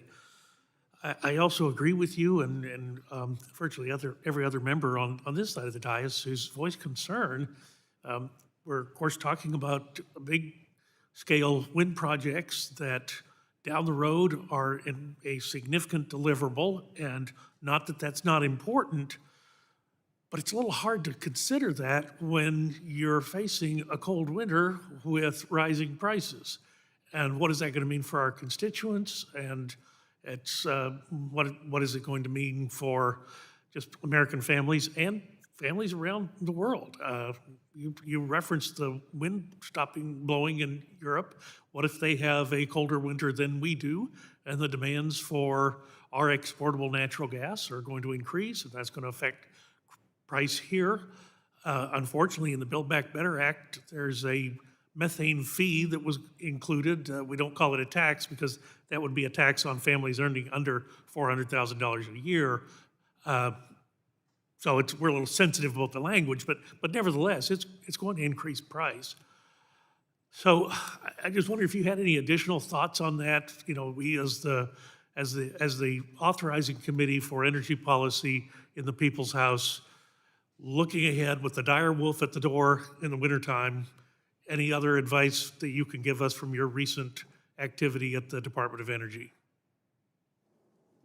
Well, thank you very much for that. I'll tell you, Congress actually has a good bill that they can pass right now. It's the bipartisan infrastructure bill. That will address a lot of the issues that we're talking about here today. So instead of waiting around and try to figure out passing the reconciliation package, you can actually look very closely at that one, and you will achieve some of the goals here that we've been talking about. We have the solution to tight supplies right here in this country, right here. You know, the shale revolution, once again, you've heard me say this, both oil and natural gas, we are able to help not only domestically, but globally. We can bring the supply. So and this is a good story, as demand increases coming out of COVID, we should be able to produce enough so that everybody can get what they need at reasonable prices. We'll have to go through a little bit here, but the fact is that if we were not sending out the negative messages to move capital and to get resources out of the ground, we would be actually spending money and getting the economy moving so that we can actually celebrate what we have here. All studies show that our natural gas displaces coal and has led to decreased global emissions. All studies show that. Yes, sir. Okay? Oh, do you Right, want the me to- you want me to deliverable, wait? no, the deliverable on, yeah, 5 minutes goes by very, very terribly quickly. And it's a little bit off topic, but that never stops me. The stranded natural gas in the Permian Basin is an area where we could perhaps focus for an immediate deliverable on natural gas for heating homes, delivering it to electrical generation plants, getting it from West Texas. Unlike wind energy, where the wind's right on the shoreline and you can bring the power right on board, we'll have to get the natural gas from the Permian to the places where it's going to be used, Houston, Dallas, San Antonio, and the ports down at Corpus Christi and Freeport. But it's doable, and there are existing pipelines. So this is a fascinating topic that one of our railroad commissioners brought up to me. There are existing abandoned natural gas pipelines in the state of Texas that could begin this process literally by turning it back on. To be sure, there are things that will have to be checked and make certain everything is up to specs. But this is an immediate source for an immediate problem that we have, again, just right around the corner. I do have to ask you, since there's been so much talk about the price on the wind energy, are people factoring in, will there be like a federal subsidy like there is for land-based wind energy in this offshore wind energy? Well, thank you for the question. I mean, everything that I have read says that we still continue to need, the subsidies and support from the government to be able to get where we want to go, to even get to the variable cost curve. So while there's a lot of fixed costs that are being spent, there needs to still be considerable subsidies. We see this with the extension of the renewable tax credits that we go through decade after decade after decade. Each year we say we're going to phase them out because why? It's cheap. We've gotten down the variable cost curve, and the wind is free, right? Well, why do we continue to have all these subsidies? Right? Why is it a good thing that FERC can allow negative pricing in energy markets and we can't actually price the real cost that consumers know as to what they're paying for? Yes. And there's a real effect. We felt it last February. Absolutely. Thank you, Mr. Chairman. I'll yield back. The gentleman yields back. The chair now recognizes the gentleman from Pennsylvania, Mr. Doyle, for 5 minutes. Thank you, Chairman Rush and Ranking Member Upton, for holding this hearing. I think the U.S. offshore wind industry, it's a game changer for renewable energy and for our efforts to combat climate change. Additionally, opportunities to bring home manufacturing and provide good-paying long-term jobs in the industry is tremendous. I think the key to getting buy-in from the public as we build out more clean energy systems will be the benefits they bring to communities in terms of jobs and economic activity. Unfortunately, we've heard too often that the renewable energy sector is lagging in unionization and abundance of good-paying, career-sustaining jobs. Mr. Strong, let me ask you, what has been your union's experience working with offshore wind industry thus far, and what can Congress do to ensure that labor is getting a fair shake as industry grows? Thank you, Congressman. This has been my first experience actually dealing with offshore wind, and that's a relationship that we have with U.S. Wind. It started about 3 years ago. It's really progressed very well. We've entered into an MOU with U.S. Wind that those jobs at this facility will be union jobs. They've agreed it will not interfere in our ability to organize. And in that MOU, it says that we will get an agreement within a short period of time, and whatever issues that we don't agree to, we will submit to arbitration. Now, we're very pleased with our relationship with U.S. Wind, and it's been a very good experience. And we think that eventually these are going to be well-paid jobs. In the high 30s, $40 an hour jobs with benefits. It's much needed in our state. We're bringing steel back fabrication back to what we considered sacred ground, that being Bethlehem Steel, Sparrows Point. Yeah, thank you. Mr. Hardy, it's my understanding your company has strong relationships with labor in Denmark. What is Orsted doing to build strong relationships with construction and manufacturing unions here in the United States? Thank you, Congressman Doyle. Look, I'm a Navy veteran, submarine veteran, enlisted. Other than the military, I think the unions have the best training programs. We're building a new industry here that requires a certain skill level. And so we are on our front foot at Orsted. We leaned into working with unions. We signed an MOU with NAB2, and we're in the process, which we'll expect to complete, a national offshore wind agreement, which will propose that we use the building trades for every aspect of our projects, onshore, offshore. Some of those capabilities already exist in the unions. Building an onshore substation, they know how to do that. But erecting an offshore wind turbine, the U.S. unions have never done that before. But we're developing a relationship with the unions, doing training programs, introducing our supply chain, our service providers, and trying to bring those jobs to the unions. And in the cases where there may be some parts of the country that aren't union, we're agreeing to prevailing wage requirements, trying to create these middle-class jobs in our industry. Very good, thank you. Ms. Seikel, given the administration's estimate of the offshore wind industry will generate a demand of more than 7 million tons of steel, equivalent to 4 years of output for a typical U.S. steel mill, what can Congress do to ensure that the benefits of offshore wind extend beyond the coast and into these manufacturing communities like mine in Western Pennsylvania and other places?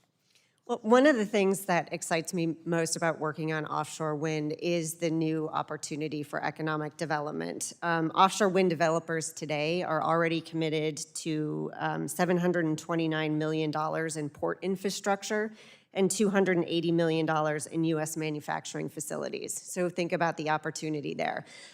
In terms of actions from Congress, I think there's an important conversation happening today around domestic content requirement as it relates to the Build Back Better legislation.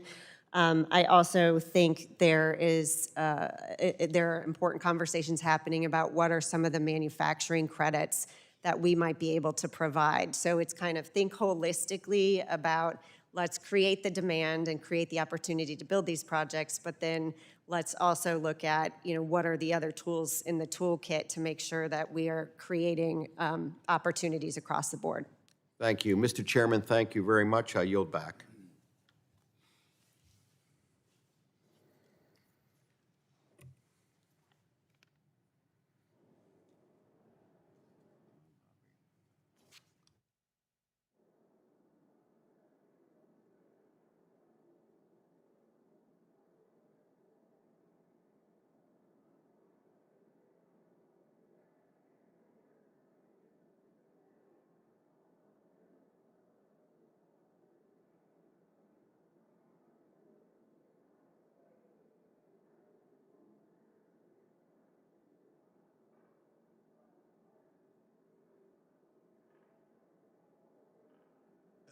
The chair unmuted himself.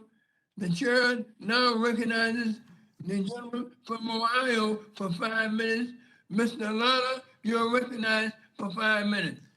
Well, thank you, Mr. Chairman, and thanks for our witnesses being with us today. As already stated by members on our side of the aisle, our country is facing an immediate crisis over how everyday Americans will be able to afford to heat their homes this winter, fill up their vehicles to go to work, turn the lights on at their small businesses, and importantly right now, especially across my district, how farmers are going to dry their grain.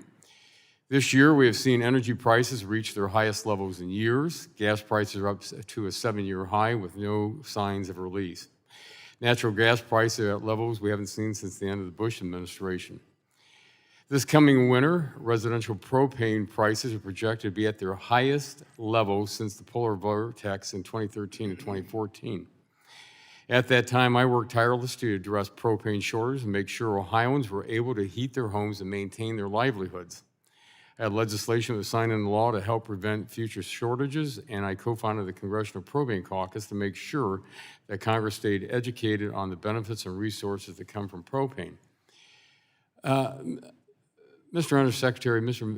Menez, quick question. You know, as I've been sitting here and hearing the testimony today, you know, we've had a lot of testimony over the last year in this committee and also in the subcommittee. We're talking about protecting our infrastructure and how critical that is. I'm just curious, what's the vulnerability of offshore wind to cyber and physical attacks? And how far, just in general, how far off are most of the wind turbines? Well, I'll defer to the experts on, distances, but you know that they have to be beyond the view shed because we're not really going to build many too close. But it's in harsh environments. You know, it's deep. I think on the East Coast, we can probably have fixed platforms. On the West Coast, it'll be floating. But to be sure, they're using state-of-the-art technology, which is a good thing. But what we know, and what we've learned at the department, and everybody knows it now, is that as you improve the technology and you become more sophisticated and you put these industrial control systems, on these operations, you want to make sure that they're very, very secure from cybersecurity. And so certainly we haven't even brought that up, but I think security of these, I think is something that we should look into. They're far away from the shoreline, so one would wonder, if you can't see them, are they operating? You get your electricity, but who's out there guarding them, protecting them? And then what about the cybersecurity risks?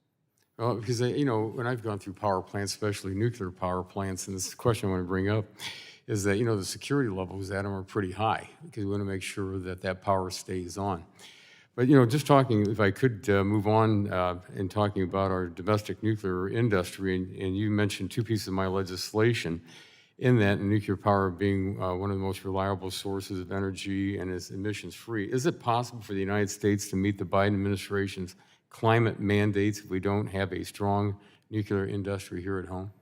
Well, not only here in the U.S., our nuclear fleet, provides at least 20%, typically both in capacity and almost in generation each year on emission-free energy. It's by far the largest producer of emission-free energy that we have here.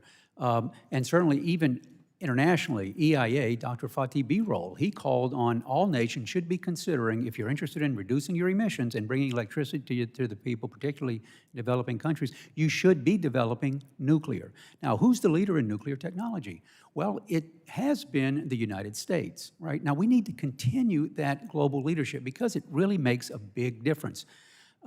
Because other countries are going to be turning, and they are turning to nuclear to meet these emission-free goals, and they will want to deal with the United States. Well, the United States requires 123 agreements, right? Non-proliferation, non-enrichment agreements for nuclear weapons. That's all great.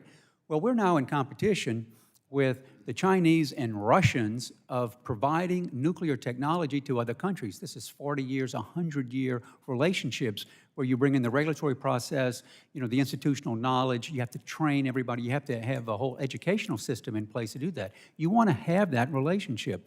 If we, in the United States, whether you're for or against nuclear, if we give up on nuclear, we lose that leadership and we are ceding it to Russia and China, and those are two countries that do not have statutory obligations for 123 agreements.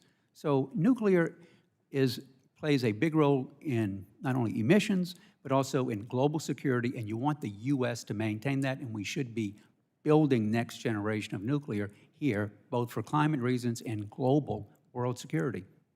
Well, thank you very much, Mr. Chairman. My time has expired, and I'm going to submit my additional questions for the record. Thank you. I yield back. The gentleman's time has expired. The chair now recognizes Mr. McNerney for 5 minutes. Well, I thank the chairman. This is an interesting hearing, close to my heart.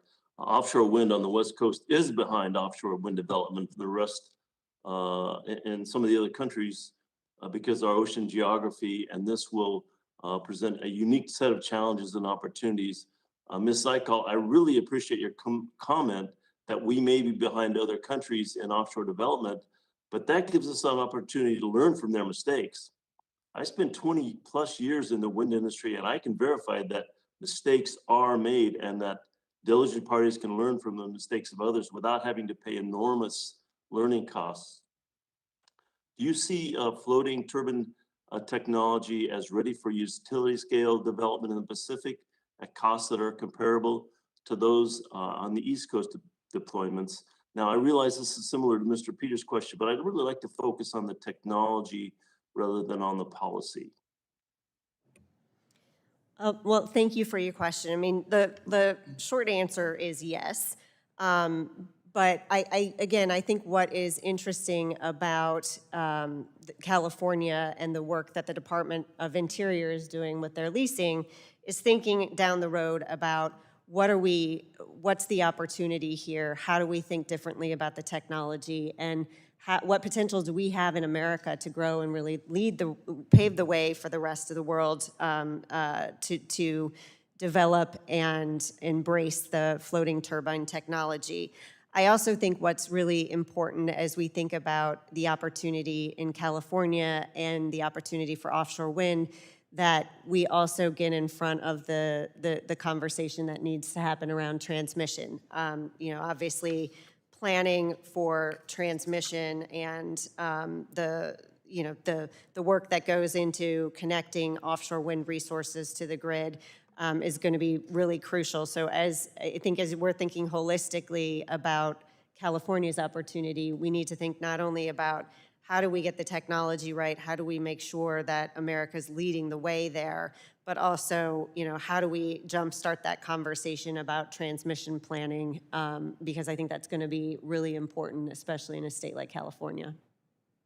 Well, you sort of anticipated my next question. You mentioned in your testimony the possibility for an interconnection at the site of a retired nuclear generation, which would be a good way to use existing infrastructure. What kind of planning processes are needed to ensure that these transfers happen? So as I think about interconnection processes, which is something I'm sure everyone loves to think about, transmission and interconnection have three Ps: planning, permitting, and paying.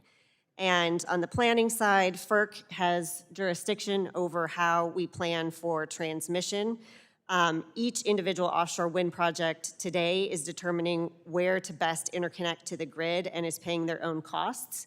I think as these projects move forward, we're going to need to be planning for the long term with a backbone transmission approach.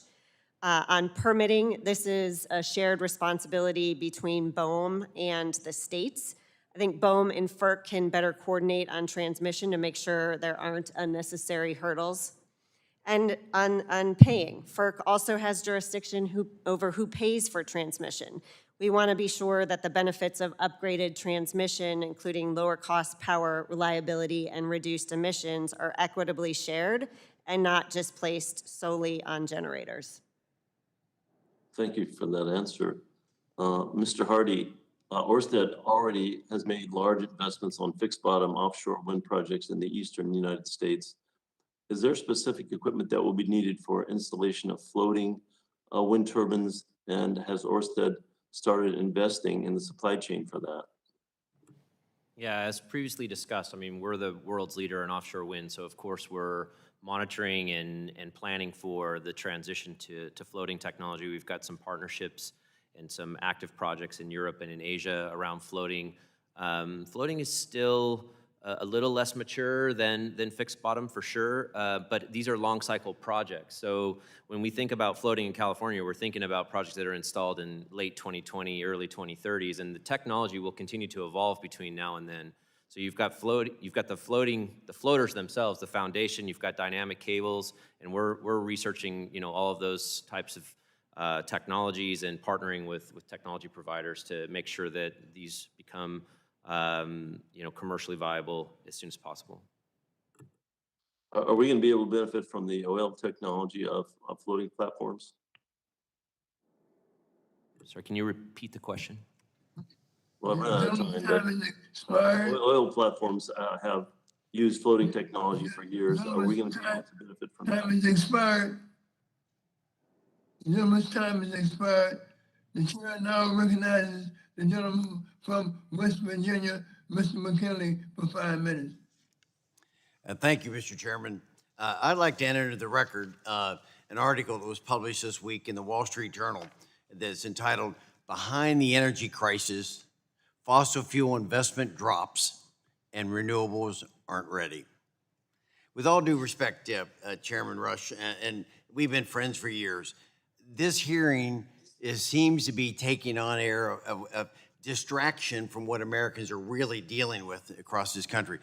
I can't for the life of me understand why we're having a hearing on offshore wind when there are so many uncertainties that we're going to be facing in the next couple of months as we enter into winter. And the fact that the countries all around the globe are dealing with this global energy crisis.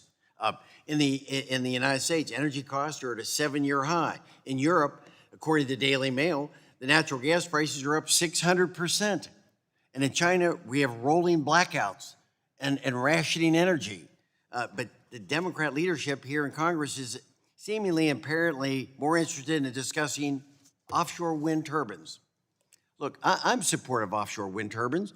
I like the project that we're going to be involved in West Virginia with this, but this is a topic better suited for the end of winter, not dealing with how we're prepared to deal with the winter weather as we approach it. So let's talk about some of those things we're facing today. Remember, earlier this year, Winter Storm Uri exposed a number of issues with our grid in ERCOT, MISO, and other parts of the country. 14 states experienced shock because of the winter weather. And the polar vortexes of 2014 and 2016 exposed America's vulnerability, and outages occurred.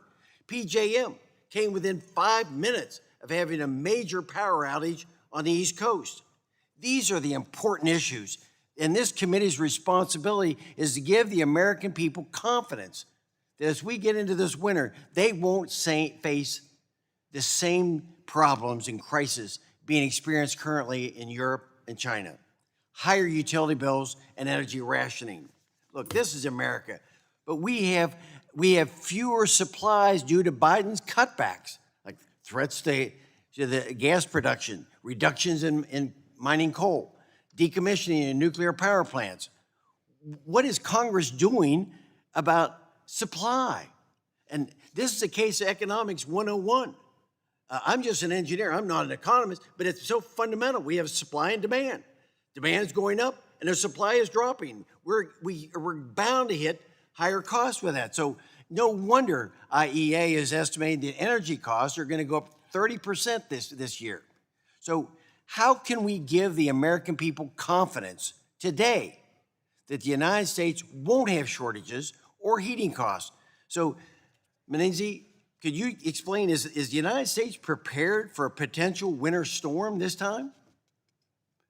Without your mask, please. Right. Well, our own EIA is predicting, of course, that costs are going to be much higher, certainly in propane, really across the board. You can expect that. I know utilities are already sending out letters to their ratepayers informing them that because of the high price of natural gas, which is unusual in the United States. Why would the United States have high price of natural gas? Well, again, it's all happened since the change of administration. Again, as we come back,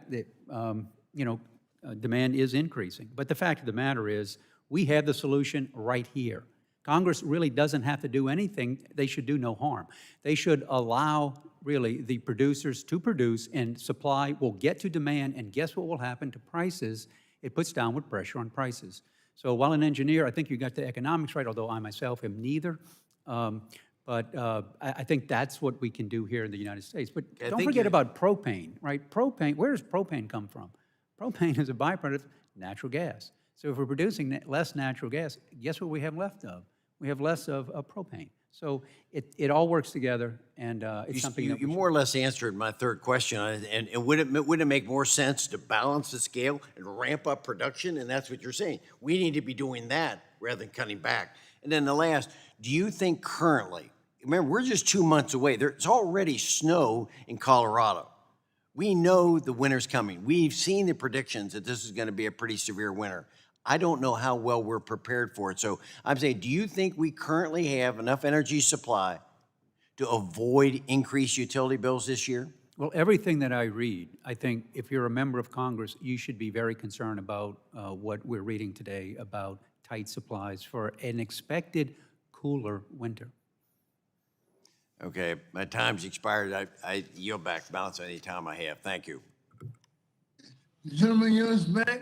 The chair now recognizes the gentleman from New York, Mr. Tompo, for 5 minutes. Thank you, Chairman Rush, for this hearing, and thank you to our witnesses for participating. It is indeed rare that we have the opportunity to witness and support the development of a brand-new industry in the United States.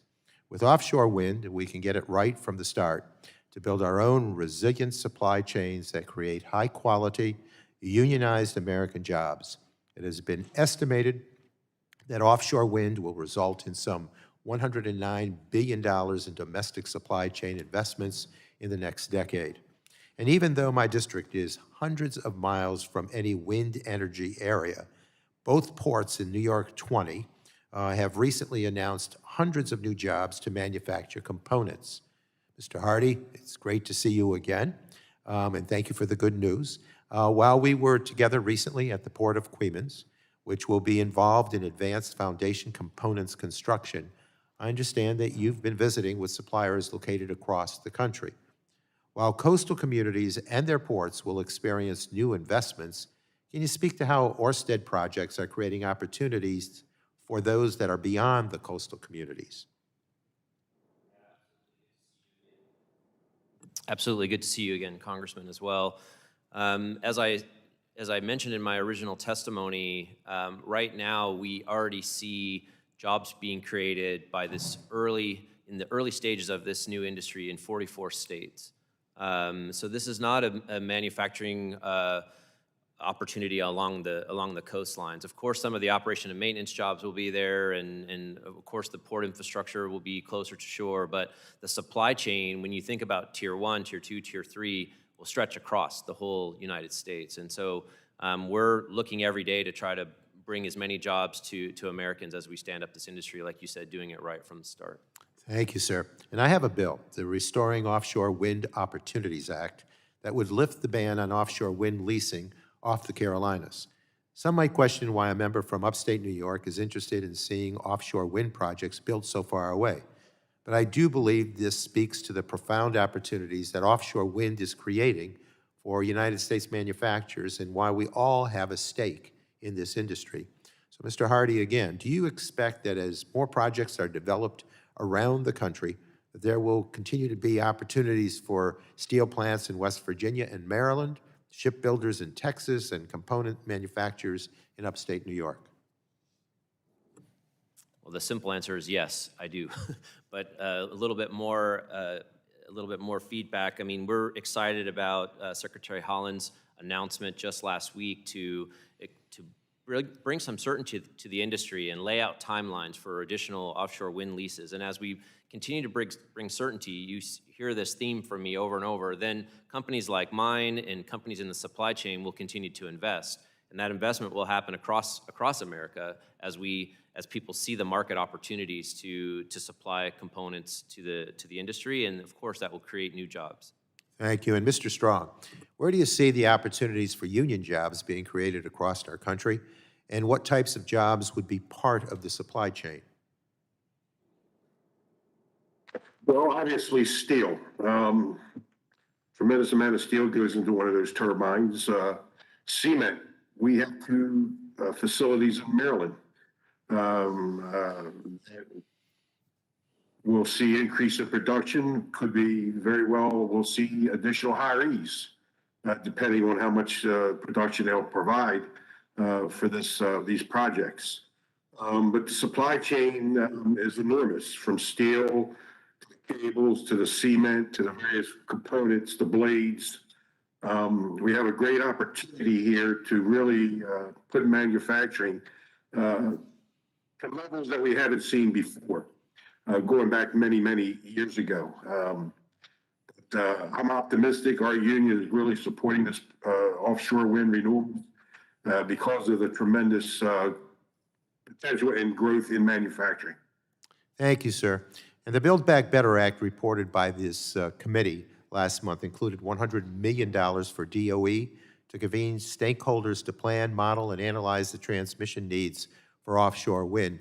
Now, Ms. Siegel, you were earlier asked by Representative McNerney about the challenges to offshore, about transmission as an issue for the West Coast. There are probably unique challenges to offshore transmission in that regard. And because I'm out of time, I would just ask that you get to the committee a response to how this DOE funding would be helpful to overcome any of the challenges that you imagine would be there for transmission as it relates to the floating offshore wind industry. Thank you very much. With that, Mr. Chair, I yield back. Gentleman yields back. The chair now recognizes the gentleman from Virginia, Mr. Griffin, for 5 minutes. Thank you very much, Mr. Chairman. I have an article that I would like to submit for the record from E&E News called Bloody Expensive, Major U.S. Offshore Wind Plan Hits Obstacles. Without objection? There are no objection, so ordered. Thank you. Mr. Menzies, as referenced in the article I have submitted for the record, there is a significant concern in my beloved Commonwealth of Virginia about who will pay for this massive offshore wind project. The cost of the project, just to build 2 of the 180 turbines, cost $300 million. While the full cost remains unclear, we know it will result in a hefty price tag. Isn't it true that under current Virginia law, all Dominion customers will pay for the building of the turbines? That's correct. I think your legislature made sure that that was going to happen.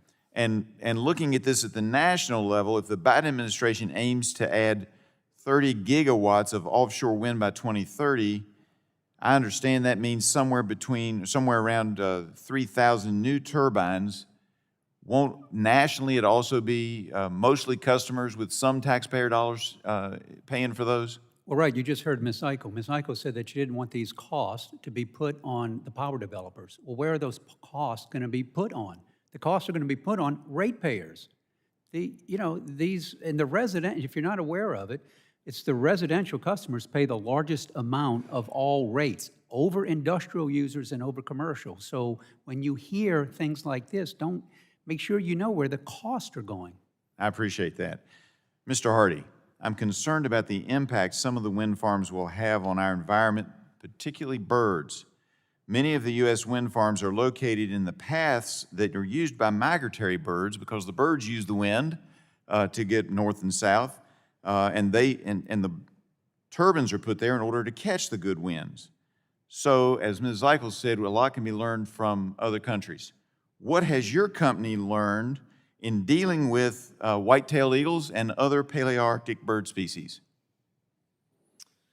Sir, I can talk broadly about birds. I'll have to follow up with you on the specific bird type that you're asking about. But in general, the lease areas that we are building in our federal lease areas, which have been studied by the federal agencies, including... I'm asking about your experience in Europe.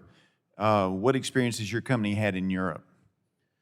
In Europe, we're the most sustainable energy company in the world, and we build all of our projects in a way... So you really don't know about the birds, the experience that your company has had in building fairly large wind farms off the coast of Northern Europe?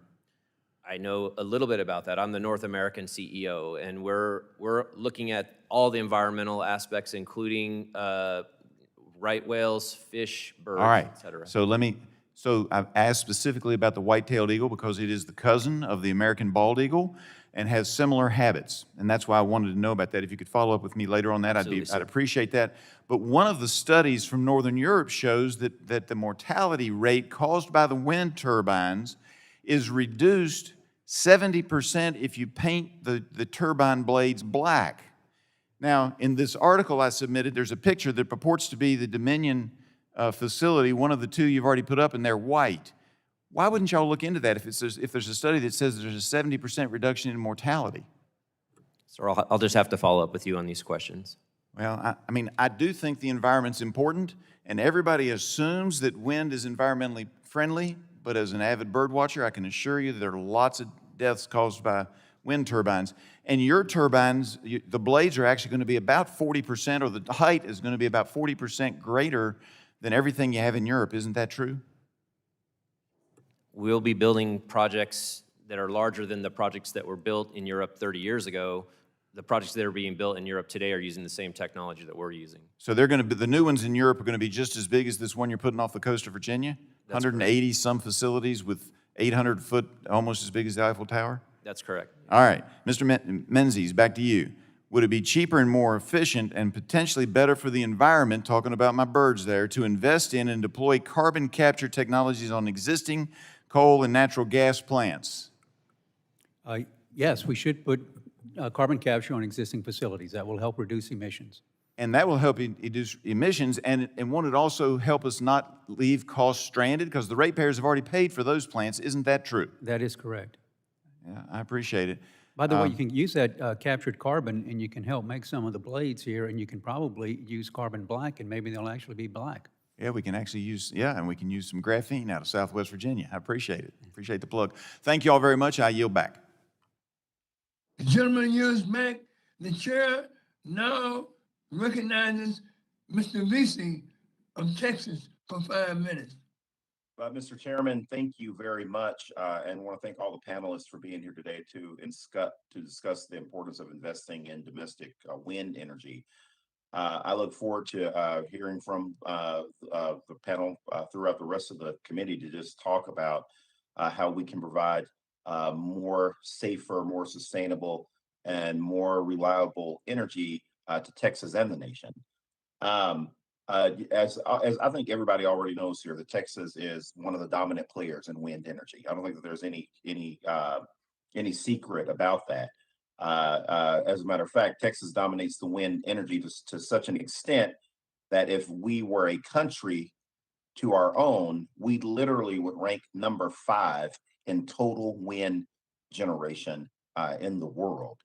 Mr. Hardy, I understand there is a potential in the longer term for offshore wind to be developed in the Gulf, but in the more immediate term, can you expound on what Texans have to gain from supporting offshore wind development in the U.S.? Yes, thank you, Congressman. Appreciate your question. First off, I would highlight that Orsted builds onshore wind farms in Texas, so we're one of the participants in the Texas onshore wind and solar industry. With respect to offshore wind in Texas, you're also correct that there are now studies being done about offshore wind being built in the Gulf and potentially supplying power to not only Texas, but Louisiana, Mississippi, and other Gulf states.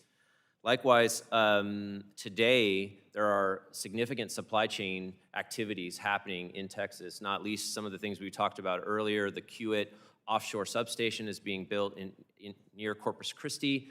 There are the Dominion vessel, the Jones Act compliant turbine installation vessels being built down in Brownsville. These are large job creating projects that are supporting our offshore wind industry today, and the oil and gas sector is a natural place for engineering and construction to be transitioned into the offshore wind industry, and of course Texas has a long history in Houston and elsewhere in supporting that industry. So how many jobs are we talking about? Can you expand on that a little bit? What sort of job creation numbers will we be looking at? Just the vessel alone is over 1,000 jobs for a multi-year period. The Kiewit offshore substation is similar types of numbers, hundreds of jobs for a multi-year period. The construction yard is actually down in Brownsville, outside of Corpus Christi, but there'll be other jobs related to that, engineering procurement jobs in other states as well. Oh, good to know. Mr. Strong, in your testimony, you emphasize the importance of providing workforce training to develop new talent in the wind industry. How can we ensure that quality, good-paying jobs created by wind are dispersed across states? And furthermore, how might this revitalize post-industrial communities? Well, thank you, Congressman. I sit on the Maryland Manufacturing Advisory Board, and I represent organized labor. I was appointed by the governor in that capacity. We, in Maryland, what we've noticed in the manufacturing sector, every company that participates has a demand for a skilled workforce. There is a shortage of skilled workforce in many trades, welders, machinists, millwrights, and so forth. So it's a problem in Maryland that we're constantly talking about. And, eventually I think that we got to get all the stakeholders together, the federal government, the state government, come up with ideas and plans I went to a vocational school when I was young, but you don't see them anymore. But it's a problem. And in my conversations with US Wind, we know that this is a challenge for us to find the type of skills that we're going to need to work at this facility. We're working on it. We're talking to the state about worker development and so forth. But this is a problem in all manufacturing sectors. Yeah, no, absolutely it is. Mr. Chairman, thank you very much. I yield back the balance of my time. The gentleman, thanks, and thanks to the gentleman, he yields back. The chair now recognizes the gentleman from Ohio, Mr. Johnson, for 5 minutes. Thank you, Mr. Chairman. You know, I have to say that I'm deeply concerned about the subject of today's hearing. I mean, just look at the news. We have rampant inflation, gasoline and grocery prices rising, shortage of essential products, and we are staring down a cold winter with price hikes on electricity, natural gas, and oil. You could say that America is experiencing an energy problem and a commerce problem. That's what this committee is all about, energy and commerce. So one would think that the Energy and Commerce Committee would be working on solutions and holding hearings to address these issues that the American people are so concerned about. But no, the American people will be tuning in today to watch us participate in a windmill hearing. Can you believe that? A windmill hearing. You can't make this stuff up. In my district in Appalachia, Ohio, my constituents are starting to get worried. Families on fixed income, seniors, are sensitive to energy costs. When these costs rise, it crowds out the rest of their budget. The latest data shows that these fears are warranted. According to the Energy Information Administration, if winter this year is 10% colder than usual, which many are predicting, heating oil would be 59% higher than last year. Natural gas bills, 50% higher. Propane, 94% higher. And electricity, 15% higher. Folks, I think the windmill hearing could have waited. Perhaps we should be examining what's happening in Europe to figure out how to prevent their energy crisis from coming here.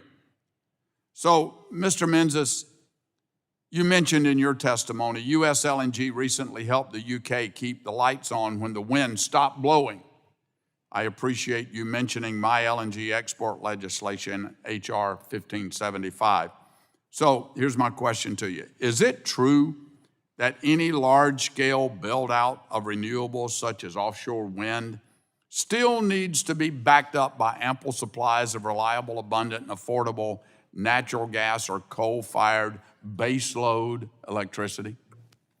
That is correct. We need backup power. We're not there with batteries, so that's been my testimony.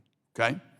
Does it concern you that given what we are seeing in Europe, that the movement to, quote, keep it in the ground, coupled with a rush to renewables, could raise energy prices and risk grid reliability here at home in America? Yes, I agree. I mean, fossil fuels still provide 80% of our energy today. It's the propane, it's the heating oil, it's everything that we use every day, every aspect of our lives. And this administration has essentially a keep it in the ground policy. Okay. Mr. Menzies, continuing with you, we are currently seeing our natural gas and other commodity stockpiles below their seasonal averages. I'm worried about this administration discouraging domestic production of our abundant coal, oil, and gas resources. In your opinion, is this administration focused enough and truly doing all it can to get ready for this winter with reports of major energy price increases and perhaps even energy shortages on the way? I do not see it. I would expect him to call on U.S. producers to really help increase supply so that prices can be addressed. Okay. All right. Well, thank you. Mr. Chairman, I hope it's noted I'm yielding back an entire 1 minute and 4 seconds.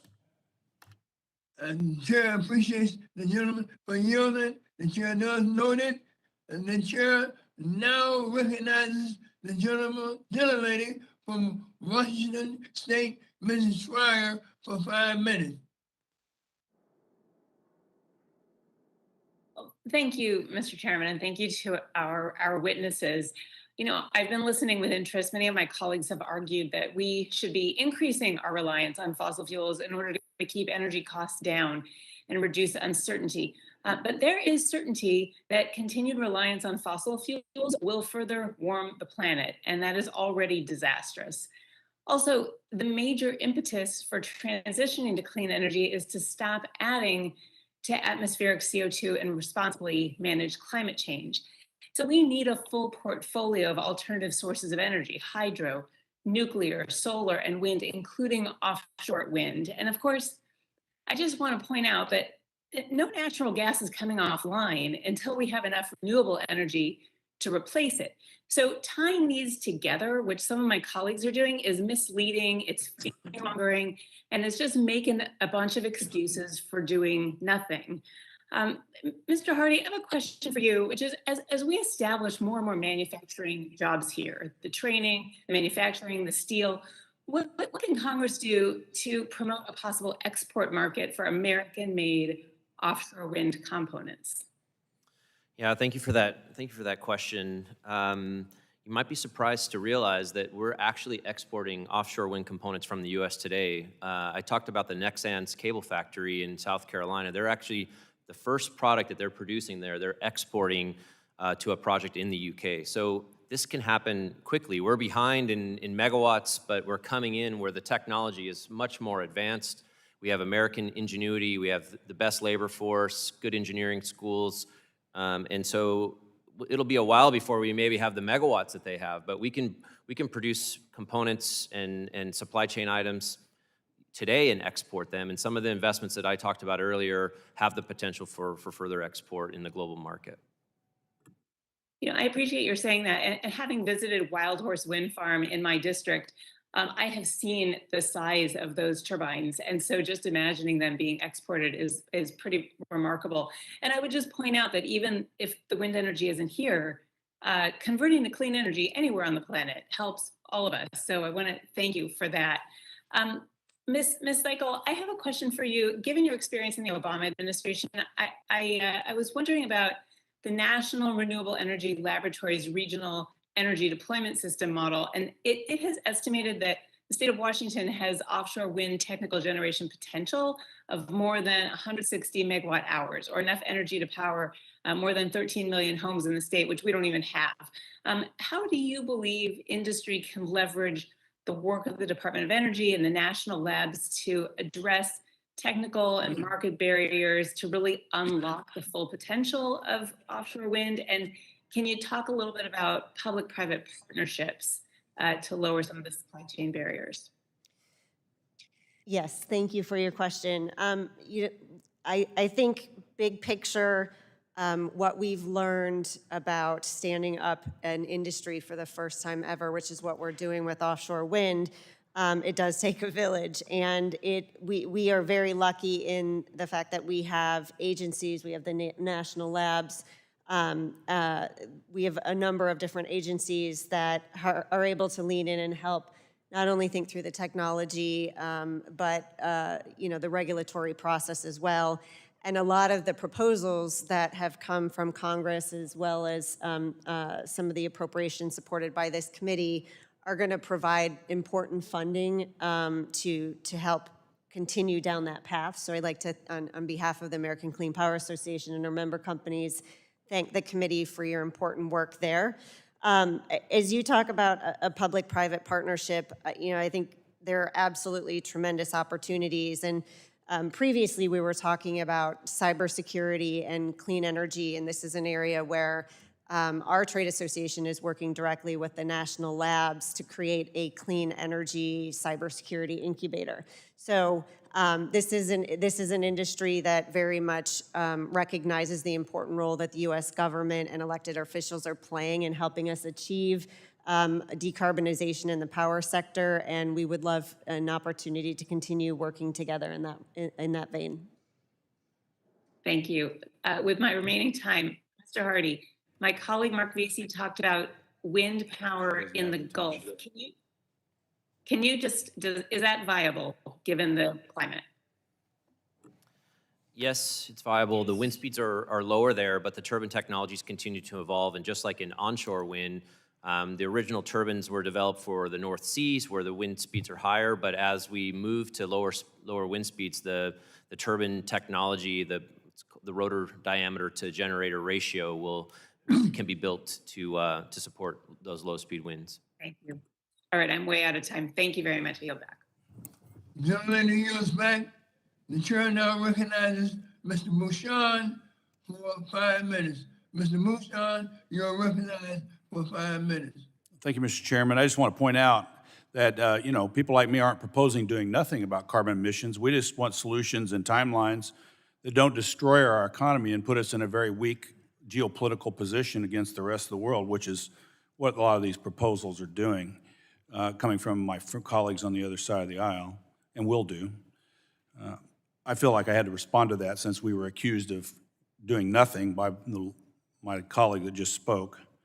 I support an all-of-the-above energy approach that keeps the lights on, rates down, and emissions low. I believe there's a role for wind energy. I support wind energy as part of the portfolio. And I support research and development efforts made by public and private entities to develop the technology needed to make wind energy more reliable and more affordable.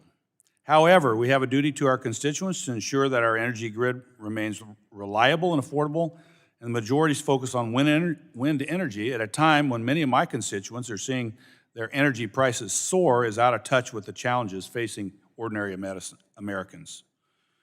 As such, I'm concerned that the Biden administration's pledge to deploy 3,000 offshore wind turbines and make everybody in some of these companies rich in the United States by 2030 would make our energy grid overly reliant upon weather-dependent energy sources. Plus, it's just not feasible.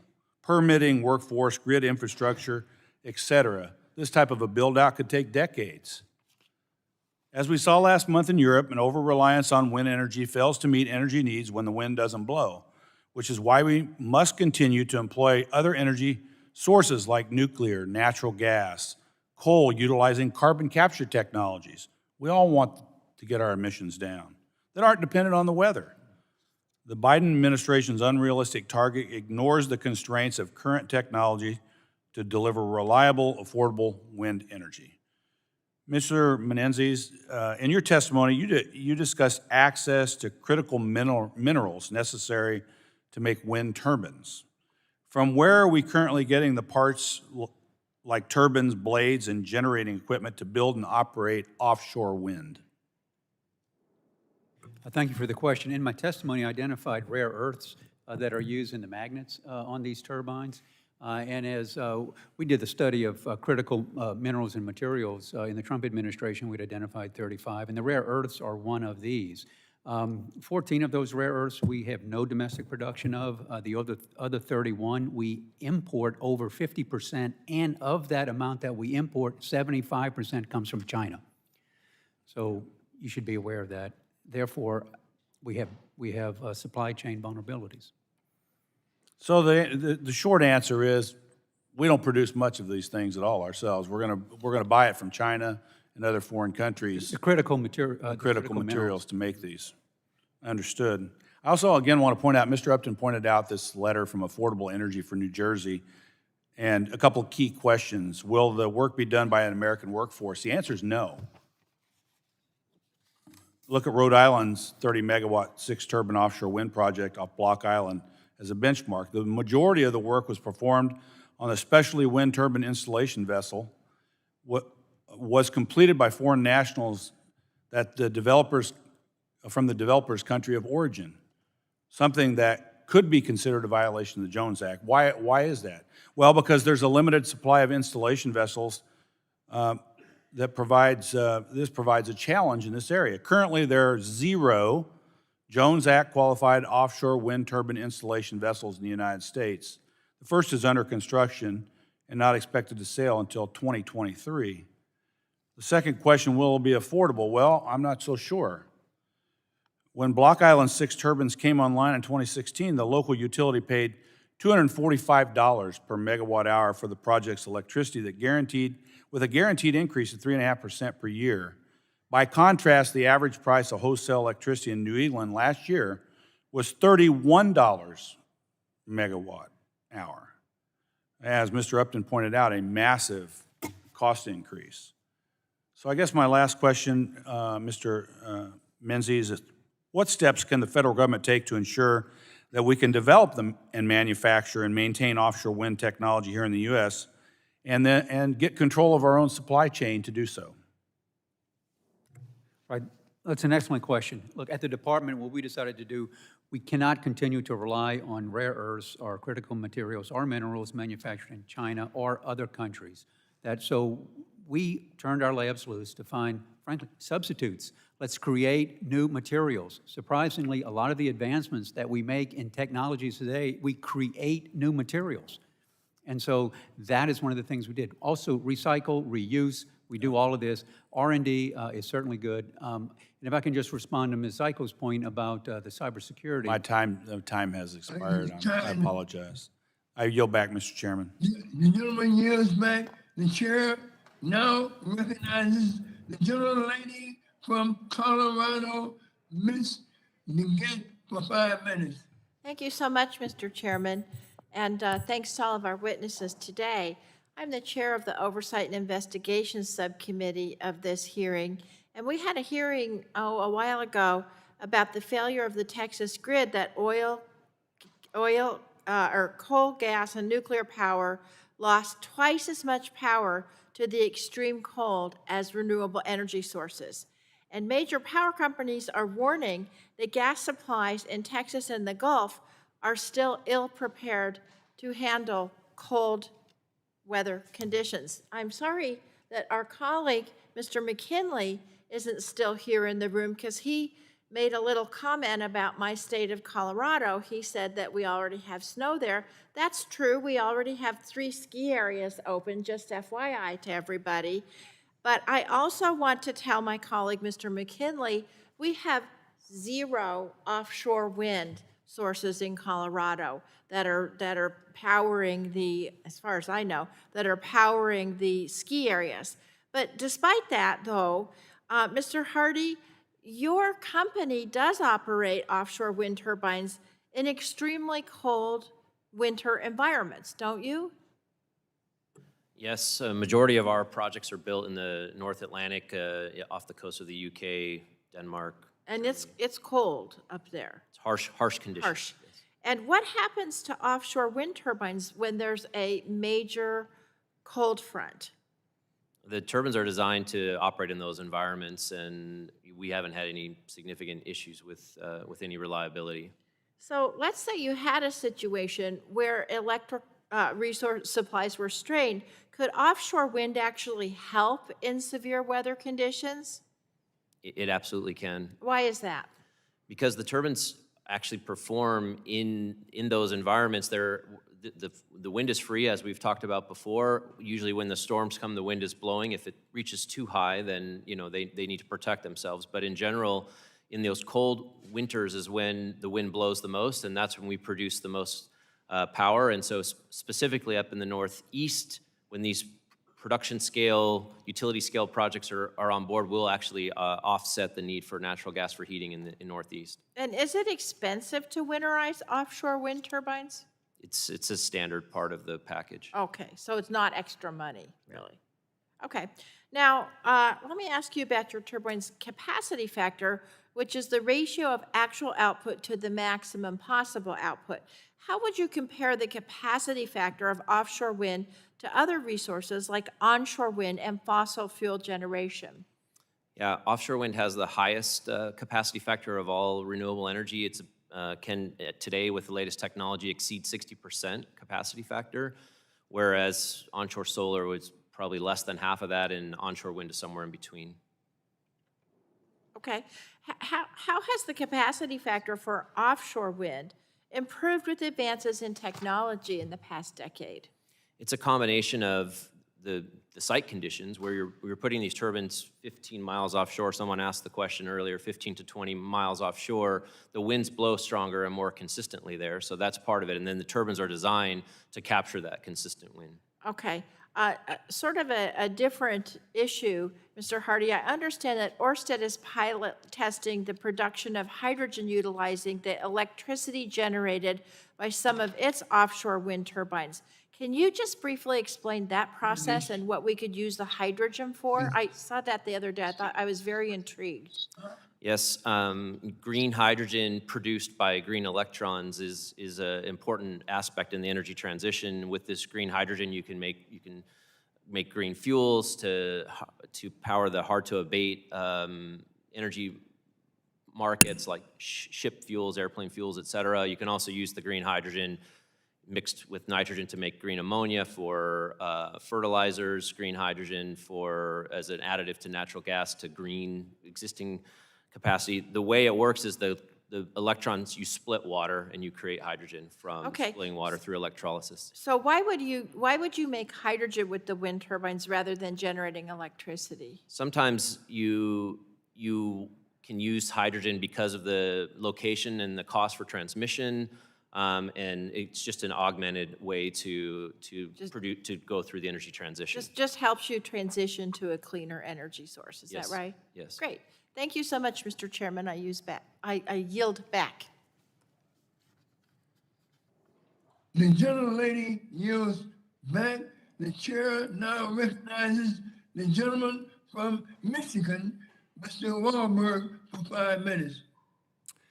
Thank you, Mr. Chairman, and thanks to the panel for being with us today.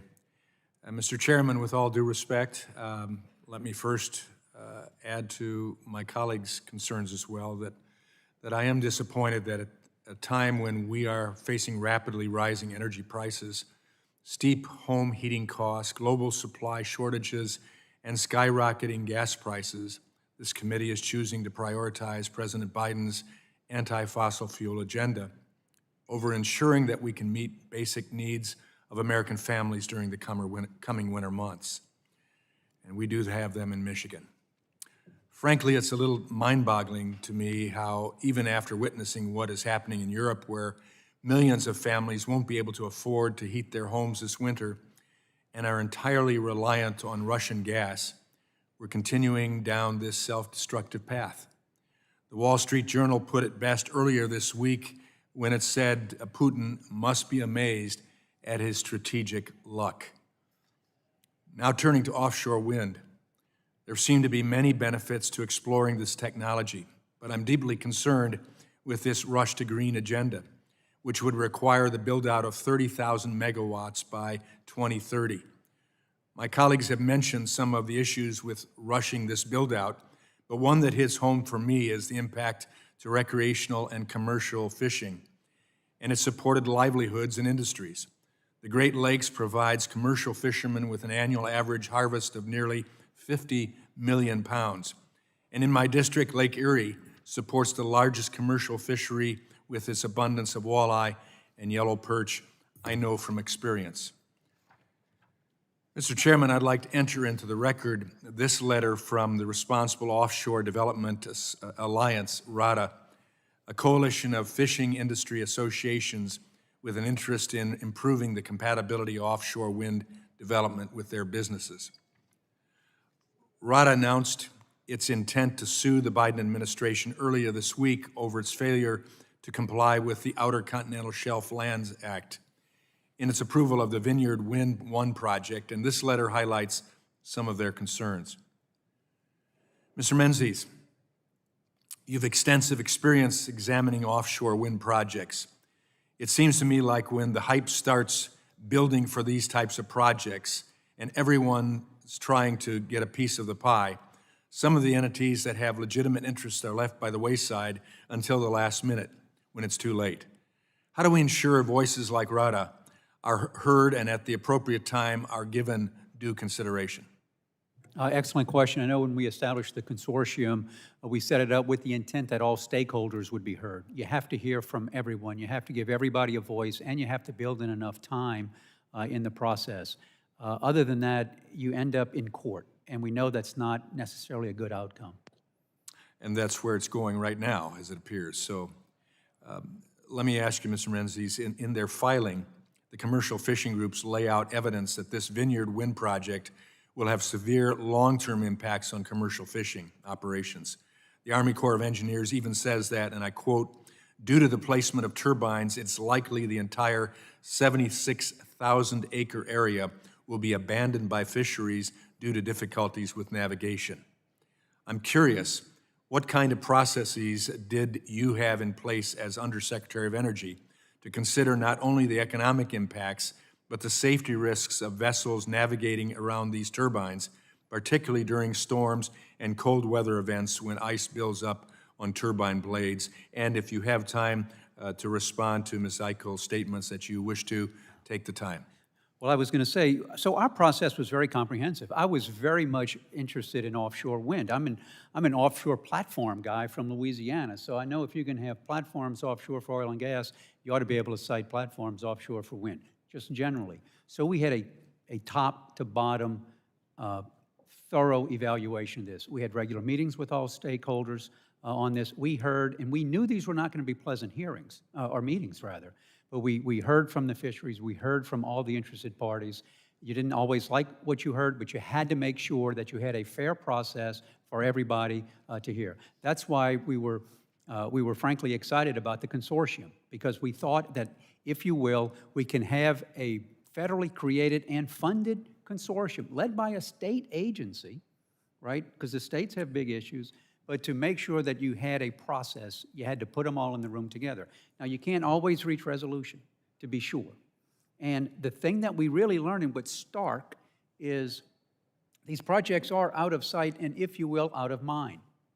So nobody really asked the questions about endangered species. I mean, do we even have any out there? Do we know? Do we care? Right? I mean, it's this out of sight thing. And so when, and unfortunately, if you will, for offshore wind, people get so excited about it initially. By the time you get into the process and everything, you realize that there are equities that has to be balanced.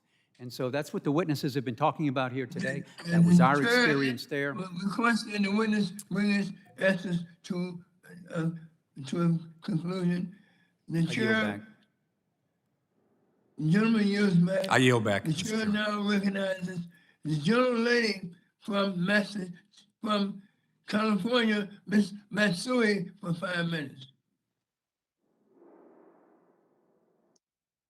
Thank you very much, Mr. Chairman. I want to thank all the witnesses for being here today. This is an extremely important subject as we try to figure out what we do with this existential threat of climate crisis. Now, in my home state of California, we're talking a lot about extreme weather events, as I believe the rest of the country. And that's been intensified by climate change, the threat of longer and more widespread wildfires in our case, which deeply affects electricity reliability in the region, causing rolling blackouts that affect millions of households. For this reason, I believe the Power On Act, which will provide funding to make our electricity grid more resilient to extreme weather events. Similarly, supporting the development of offshore wind in our nation can help combat the issue of energy reliability caused by climate change. I want to ask a question that was talked about a little bit before, but in more detail. Ms. Zyko, I was interested regarding the transmission of clean energy. In essence, we always seem to find that to be quite a challenge, but especially with offshore platforms and things like that.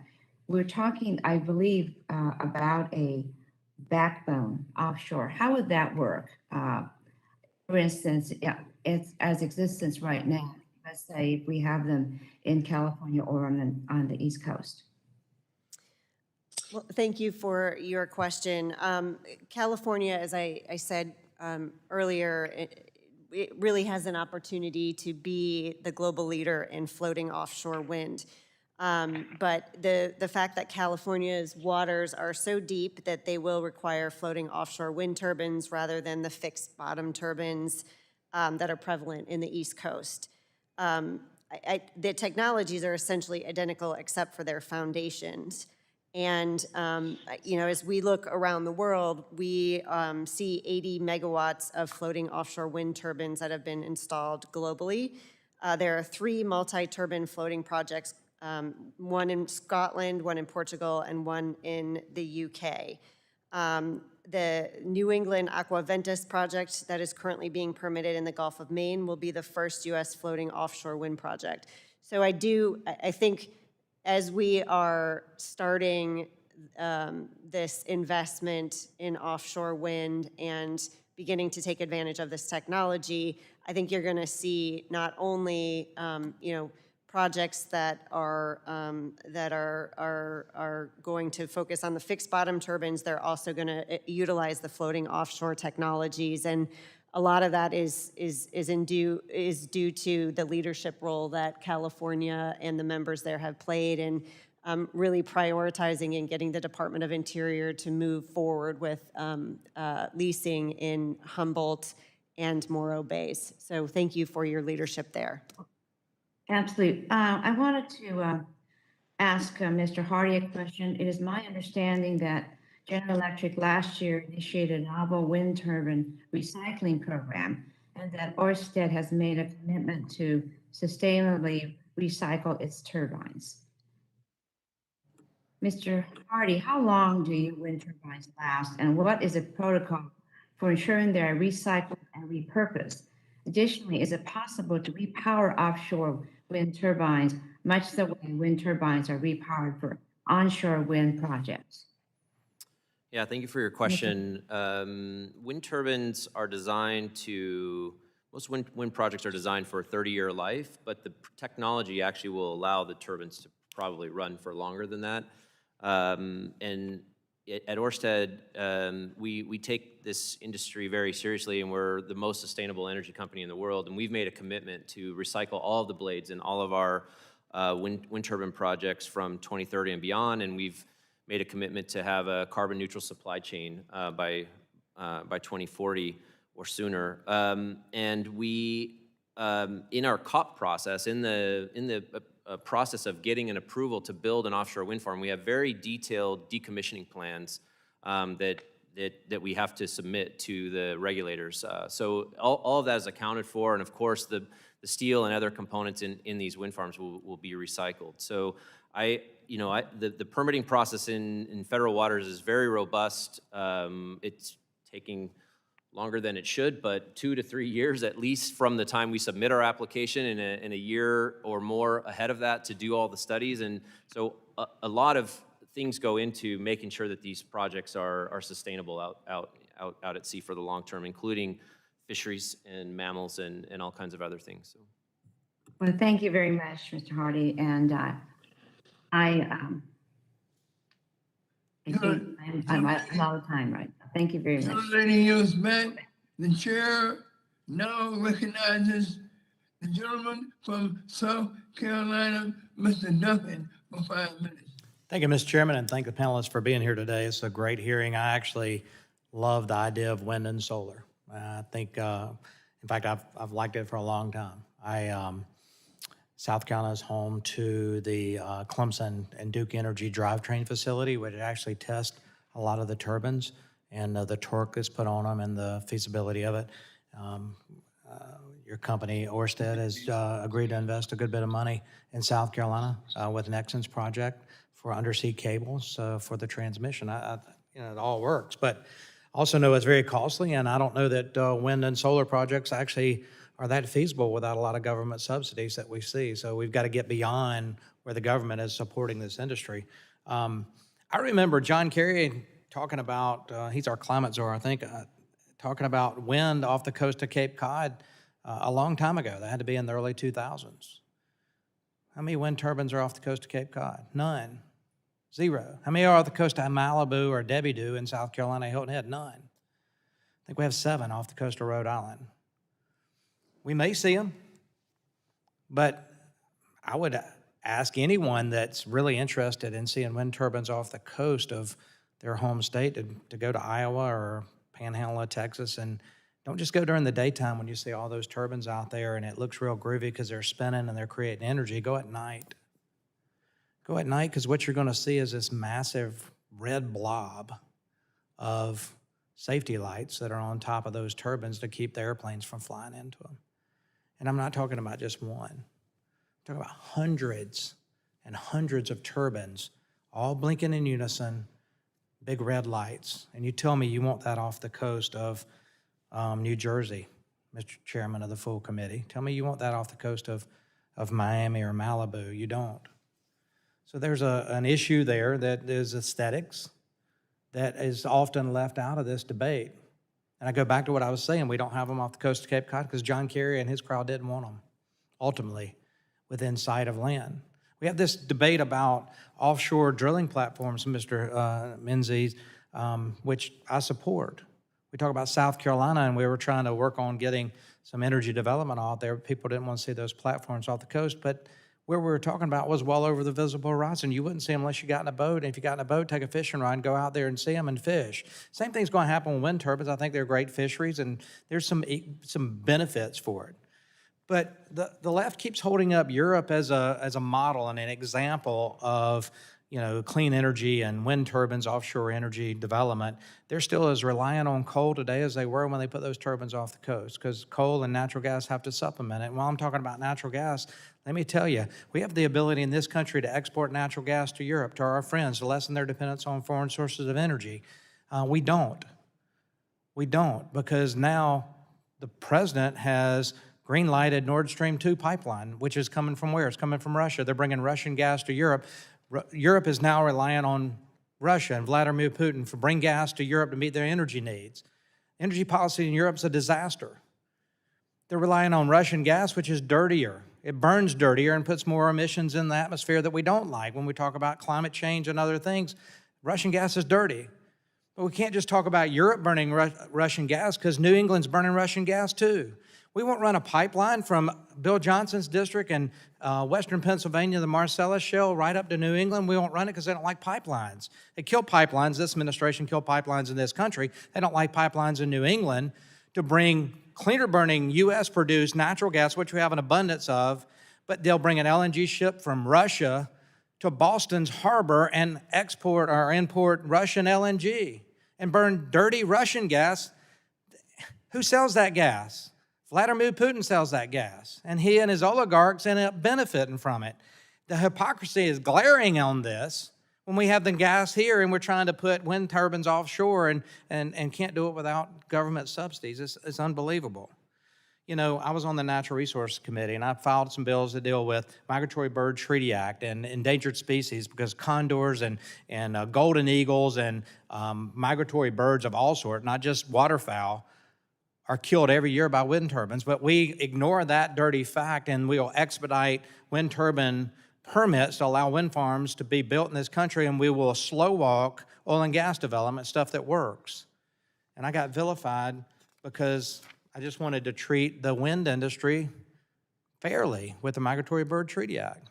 But I got vilified by the outdoor environmental community. So, Mr. Chairman, I like wind. I hope we get this. I don't mind seeing it offshore, but I don't have any property on the coast. There's a lot of aesthetic things we have to work out here. We got to do away with the subsidies and make sure that it's economically feasible. And we also have to factor into this that New England's burning Russian gas and won't put wind turbines off their shore. It's crazy. I yield back. Much time is expired. The chair now recognizes Ms. Kastner of Florida for 5 minutes. Well, thank you, Mr. Chairman, for calling the hearing. You know, anyone who is concerned about the rising costs and risks on American families and businesses should be pressing for ambitious investments in clean energy and public-private partnerships with clean energy companies. Solar power and wind power is a lot less expensive, has a much reduced impact on the air we breathe. And when it comes to biodiversity, we have a biodiversity crisis, and unless we tackle climate change, that biodiversity crisis is going to get a whole lot worse. Talk about rising costs because of climate. Just this year, we've had about 20 climate-fueled disasters. We've paid out over $109 billion already. So don't forget that part of the equation either. The good news is that here in America, we are blessed with abundant offshore wind resources on the Atlantic coast, off the Atlantic coast, and the Pacific coast. These resources can help bring lower cost, clean energy to millions of Americans. But we do have to build up the supply chains, as the witnesses have testified today. One element of it, I was excited to hear from Orsted that a lot of the offshore vessels you're going to need are going to be built at shipyards around the country, including Port Tampa Bay. Is that still correct, Mr. Hardy? Yes, it is. Great. Well, and a couple of years ago, Congresswoman Elaine Luria and Bobby Scott and Don McEachin, they invited me to Norfolk, to the Port of Virginia. And it was so interesting to see the port executives there, their excitement for the potential to grow their port businesses and jobs there, because they really saw themselves as the place where the wind turbines could be assembled and the vessels could help build especially in the mid-Atlantic, the new offshore wind areas. How is that going in that area? And then what do you see, what do we need to do to improve our port infrastructure around the country as we increase the supply chains and build out? Yeah, there are a number of big projects happening along the East Coast with respect to ports. We're involved in a project in Rhode Island and Providence Port. We're co-funding in a kind of public-private partnership with the state of Connecticut, the New London Pier. Some of our, we're making investments in New Jersey at Paulsboro and in the New Jersey Wind Port, in the Baltimore Harbor, Trade Point Atlantic, making investments there for staging of offshore wind. And some of our competitors or partners in the offshore wind space are making similar investments in other states. So there's quite a bit of infrastructure, one-time costs going into building up the capability of this industry. And I think it's important to recognize that, you know, this is a long-term play, a long-term solution, and we're making investments now that will make us competitive and less reliant on carbon fuels in the long term. We're not going to solve a 2021 winter crisis with offshore wind, but we might prevent a crisis in 2026 or 2029 if we invest now.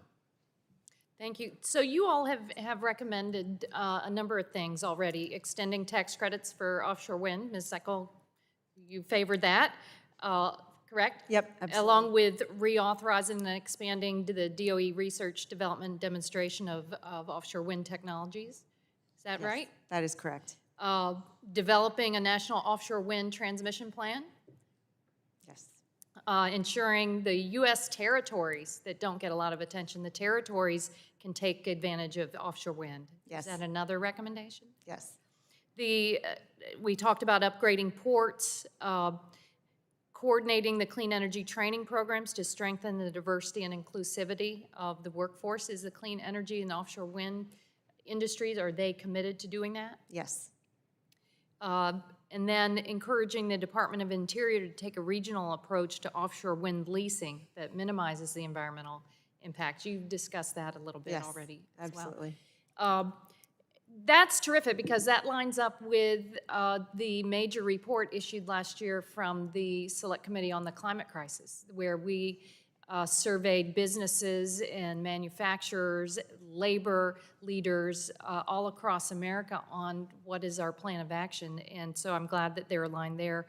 In addition, I want to point out, I totally agree with you on the grid interconnections. And if anyone wants to move that forward, there's a bill 4027, the Efficient Grid Interconnection Act, that should help folks. But it's been good to see the great interest in this hearing today and good, clean offshore wind resources. So thank you, Mr. Chairman. Chairman, I yield back.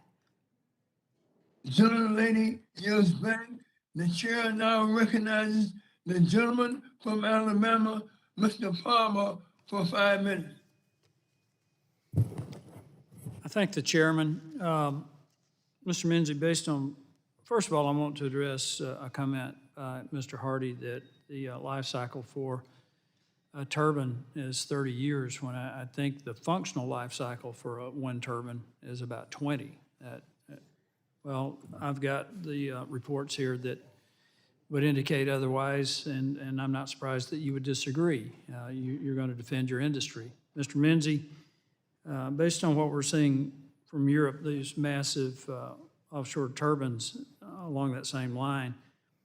There's a report from the Manhattan Institute that says after about 10 years, the average output of these newer offshore wind turbines was just over half the initial output. We're already struggling with the disposing of current wind turbine blades to the point that we've resorted to burying them in landfills. And I've got an article here with a picture of a landfill in Wyoming. Mr. Chairman, I'd like to enter into the record if, without objection. Mr. Chairman. You know, just so moved. Thanks, sir. If we need to replace these machines every 10 to 15 years, is offshore wind really as environmentally friendly as advertised? Is that directed to me? Yes, sir. No, we saw this issue for some years ago. And so I know we turned our labs loose to try to figure this stuff out because it was filling up in our landfills.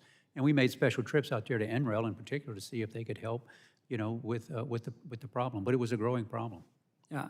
Well, when you talk about losing the output at the rate that has been reported, that also increases the cost of generating power through wind turbines. Isn't that also true? Mr. Absolutely. Yeah. The reason I bring this up is that we're already experiencing major energy poverty in the United States and particularly in Europe. As Europe has moved more and more to renewables, they've seen a major increase in excess winter deaths because of energy policy. The household energy utility costs in Europe are way higher than the United States. And Germany has, I think, maybe the highest in the European Union. Great Britain's right behind them. And literally people are having to make decisions about how much money they can spend to keep their homes warm in the wintertime versus what they can spend on food and medicine. Isn't this, I ask, should the people who support renewable energy just wholesale, should those deaths be considered collateral damage?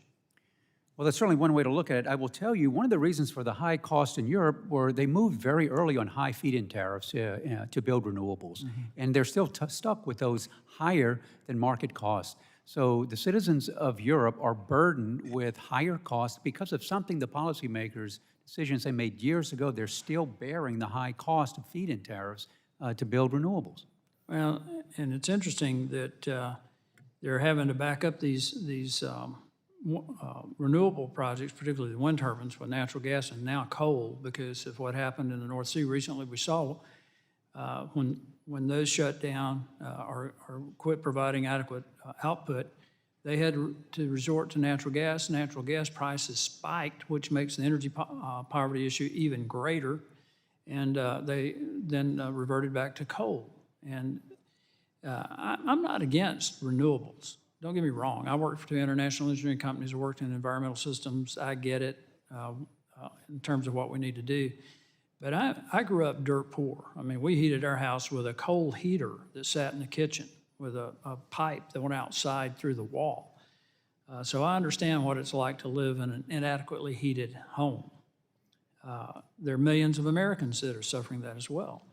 And this headlong rush into renewables is not only going to cost us a lot of money, it's going to cost us a lot of dead people. And I think that needs to be a major consideration. Would you agree, Mr. Menendez? I think it's a major concern we should consider. I agree with you. And I'd also like to point out that the life cycle for natural gas production is about 60 years, and for nuclear is 80 years. And with the onset of next-gen nuclear, which is being pushed by a number of people, including Bill Gates, I think the life cycle on that end would be much longer. And in terms of emissions and greenhouse gases, it's zero. With that, Mr. Chairman, I yield back.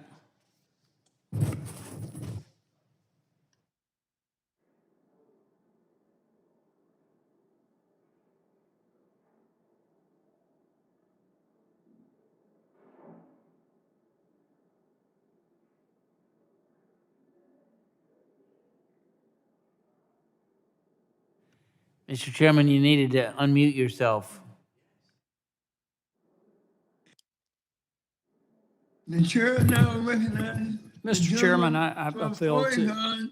I failed to ask, Strader for 5 minutes. Mr. Chairman, I failed Mr. to ask Strader? permission to enter one other document into the record, if I may, without objection. So ordered. Thanks, sir. Mr. Schrader, you're recognized for 5 minutes. Thank you very much, Mr. Chairman. I appreciate this, this panel and this hearing today. A lot of conflict, so I couldn't stand the whole time. Welcome, Mr. Hardy. Thank you for being here, an Oregonian by connection, at the very least, for quite some time, and look forward to you coming back at some point. Be very good. One of my 11 states, yes. To Ms. Eichel and Mr. Hardy, actually, a lot of discussion in my home state of Oregon about offshore wind, and some excitement and some concern at the same time. My local fishermen have engaged me and BOEM and a lot of local partners along the coast with the process and some of the things that have gone on. We've had some folks in the wave energy space also try and acknowledge opportunities there. And the concern has become not all through the fault of BOEM because they are a reactive agency. They basically, if someone applies for a lease, they then go through their processes and try and do the right thing as per their regulatory framework that's established. But there is no opportunity for either Vestas or whoever to get some certainty up front about, is this a suitable area for leasing? What does the local community think about it? And from my standpoint, more importantly, what do my fishermen and fisherwomen think about it? That's a big deal. So it's really important that I think we develop some sort of process. Maybe you have had experience with your leases in other parts of the country and your projects in other parts of the country, to how we go about engaging the fishermen, engaging the local communities that aren't necessarily governmental agencies. BOEM's framework, you have to be a governmental agency to get on any of the task force. So how should we build opportunity in for the local input on the Pacific Coast? Ms. Eichel, and then maybe Mr. Hardy and Mr. Mann. Well, first, thank you for your question. For starters, I think as an industry, we absolutely believe that fisheries and offshore wind can coexist. And BOEM's current offshore wind leasing process does consider other uses when they're leasing and permitting offshore wind projects, and those do include commercial and recreational fisheries. It's not to say that it's the perfect process, and it's certainly one I think we as an industry would like to engage with you and discuss further. But from what we have seen to date, the BOEM process itself does allow for the input from fishing communities, and it also allows us to think differently about and to hear from the industry directly. Are there areas that we should think differently about turbine spacing and layouts and make modifications to that? And in fact, it's not all that different from what we do when we're doing onshore wind and thinking about what we were talking about earlier, migratory birds, or when you're trying to site a new oil and gas facility and dealing with a lesser prairie chicken or other endangered species. There are existing programs within the agencies to make sure that there's the right feedback mechanism. Do we have it perfect? Probably not, but it's something we'd love an opportunity to work with you on. Mr. Hardy? Yeah, I agree with most of what, or all of what Ms. Eichel said. I think that the current programs the commercial fishermen and recreational fishermen do have a voice. I think it's a misstatement to say they don't. I think companies like Orsted, we have a marine affairs organization that's 10+ people that are dedicated to this, plus third-party consultants that we hire. We talk to recreational commercial fishers on all of our projects. As Ms. Eichel alluded to, we've made compromises already on layouts to create a larger 1-by-1 nautical square mile. If we were purely doing this in our own interest, we would have those turbines kind of more densely packed, but we opened up the design so that the commercial fishermen could fish within the wind farms and could transit them in a safe manner. We've also come up with other compensatory programs for the fishermen for lost gear, for lost catch, et cetera. And we're working with NOAA, NIMS Fisheries data to try to coexist with the commercial fishermen. So it's a part of our program. So those are some of the things we'd want to engage with and make as conditions of approval, perhaps, as we get into that, where there's an opportunity to have those discussions. Just quickly, I think if we could have some pre-aligned programs where the fisheries knew what they would get and we knew what it would cost us, that would be helpful. Right now, it's quite bilateral. Mr. Menendez, do you have any? Oh, thank you for the question. Again, you know, while at the department, we too Chair, tried to the work our gentleman's way time through the has thorny issues. expired. The gentleman's time has expired. My The bad. chair Sorry. now Thank you very much. Apologize. The chair now recognizes the gentlelady from Arizona, Ms. Lesko, for 5 minutes. Thank you, Mr. Chairman, and thank you for all of those who are testifying today. My goal as a congresswoman is to provide the most reliable and affordable energy to my constituents and also to increase jobs in the United States. And I believe in an all of the above energy policy. Whatever works, whatever is reliable, whatever is affordable. I don't really care what the source is, as long as that is what happens in the end for our constituents. I have 3 questions, all for Mr. Menzies. The first one is, as you know, the Biden administration is planning to have 30,000 megawatts of offshore wind energy, which I calculate would need 3,000 offshore wind turbines by 2030. That's just 9 years from now. Do you think that is realistic? Based on my own personal experience and what I think I've even heard today, I do not believe it's realistic. Thank you. My second question to you, sir, is in March of this year, we had testimony from former Secretary of Energy, Ernest Moniz. And in that, I asked him a question and he answered that each offshore wind turbine takes 1 ton of rare earth mineral. And I assume that he was talking about the neodymium that is used in the magnets for the wind turbines. My understanding is that most of those wind turbine magnets are made in China. Is that your belief?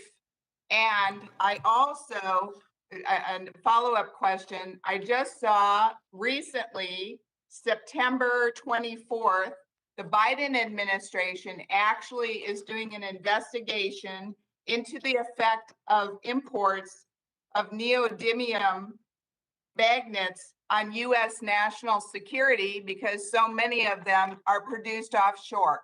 So my next question is, how fast, assuming the United States decided to start making them on our own and processing the material, how fast could we do that? Could we do it in the 9-year time period? Thank you for that. That's a very challenging question. I will tell you that I'm not entirely sure if the magnets themselves are made in China, but certainly the rare earths are produced in China. And what we have seen is we have pushed offshore a lot of the critical materials being made in other countries. It was something that, you know, the past administration was comfortable with, and so other countries really built that up. We would have to build up you know, the ability to be able to process, to first mine to the extent that they need to be mined, to the extent that we can get them out of coal ash. There are rare earth elements there. We need processes in place, and that's going to take a long time just to get the permitting in place. In my testimony, I talked about it takes 7 years just to get a battery storage facility on a solar plant permitted in California. So it'll be a very difficult stretch. It's a goal we should all seek, however. I think that it's important for national security that we realize that we have to produce our own critical minerals and materials. And I had earlier gave you the facts about how we're over-dependent on imports for our own national security reasons, in addition for breaking technology like these magnets that power these high-powered offshore turbines. Well, I agree with you, Mr. Menzies, and I also think that James Strong would probably appreciate the jobs coming to the United States instead of our foreign countries and often our adversaries. My last question is, do you think this rush to push offshore wind turbines, which I'm not opposed to, I'm just talking about the timing of it and all the incentives which will push away other energy sources, will that lead to unreliability, possibly unreliability and higher costs for our constituents in America? So what the witnesses have been talking about today is the fact that we're going to have these offshore wind turbines offshore. We're going to have basically gathering lines to come in and funnel in certain, some will be high voltage, not all, undersea cables. They have to tie into our existing bulk power system in locations. You can't connect every single turbine out there to come into the bulk power system, and we don't have any offshore bulk power system lines out there right now. So we're talking about basic wires. We got to feed in, we got to figure out where we can do it, and it's where the interconnection comes in, is where you want to make sure that the grid is sufficiently flexible to take what's going to be a large amount of megawatts if all this gets built into our grid. So that's going to be shoving off a lot of existing power right now. And so we have to make sure that we get all the engineers together and we make sure that we have all the grid operators together, in addition to having the policies in place to get these things in at the right place, so that we can actually handle what's going to be a large amount of offshore wind. Has expired. The chair now recognizes the gentlelady from New Hampshire, Ms. Custer, for 5 minutes. Thank you so much, Mr. Chairman, for hosting this important hearing. Offshore wind is good for workers, it's good for the economy, and it's especially good for our planet.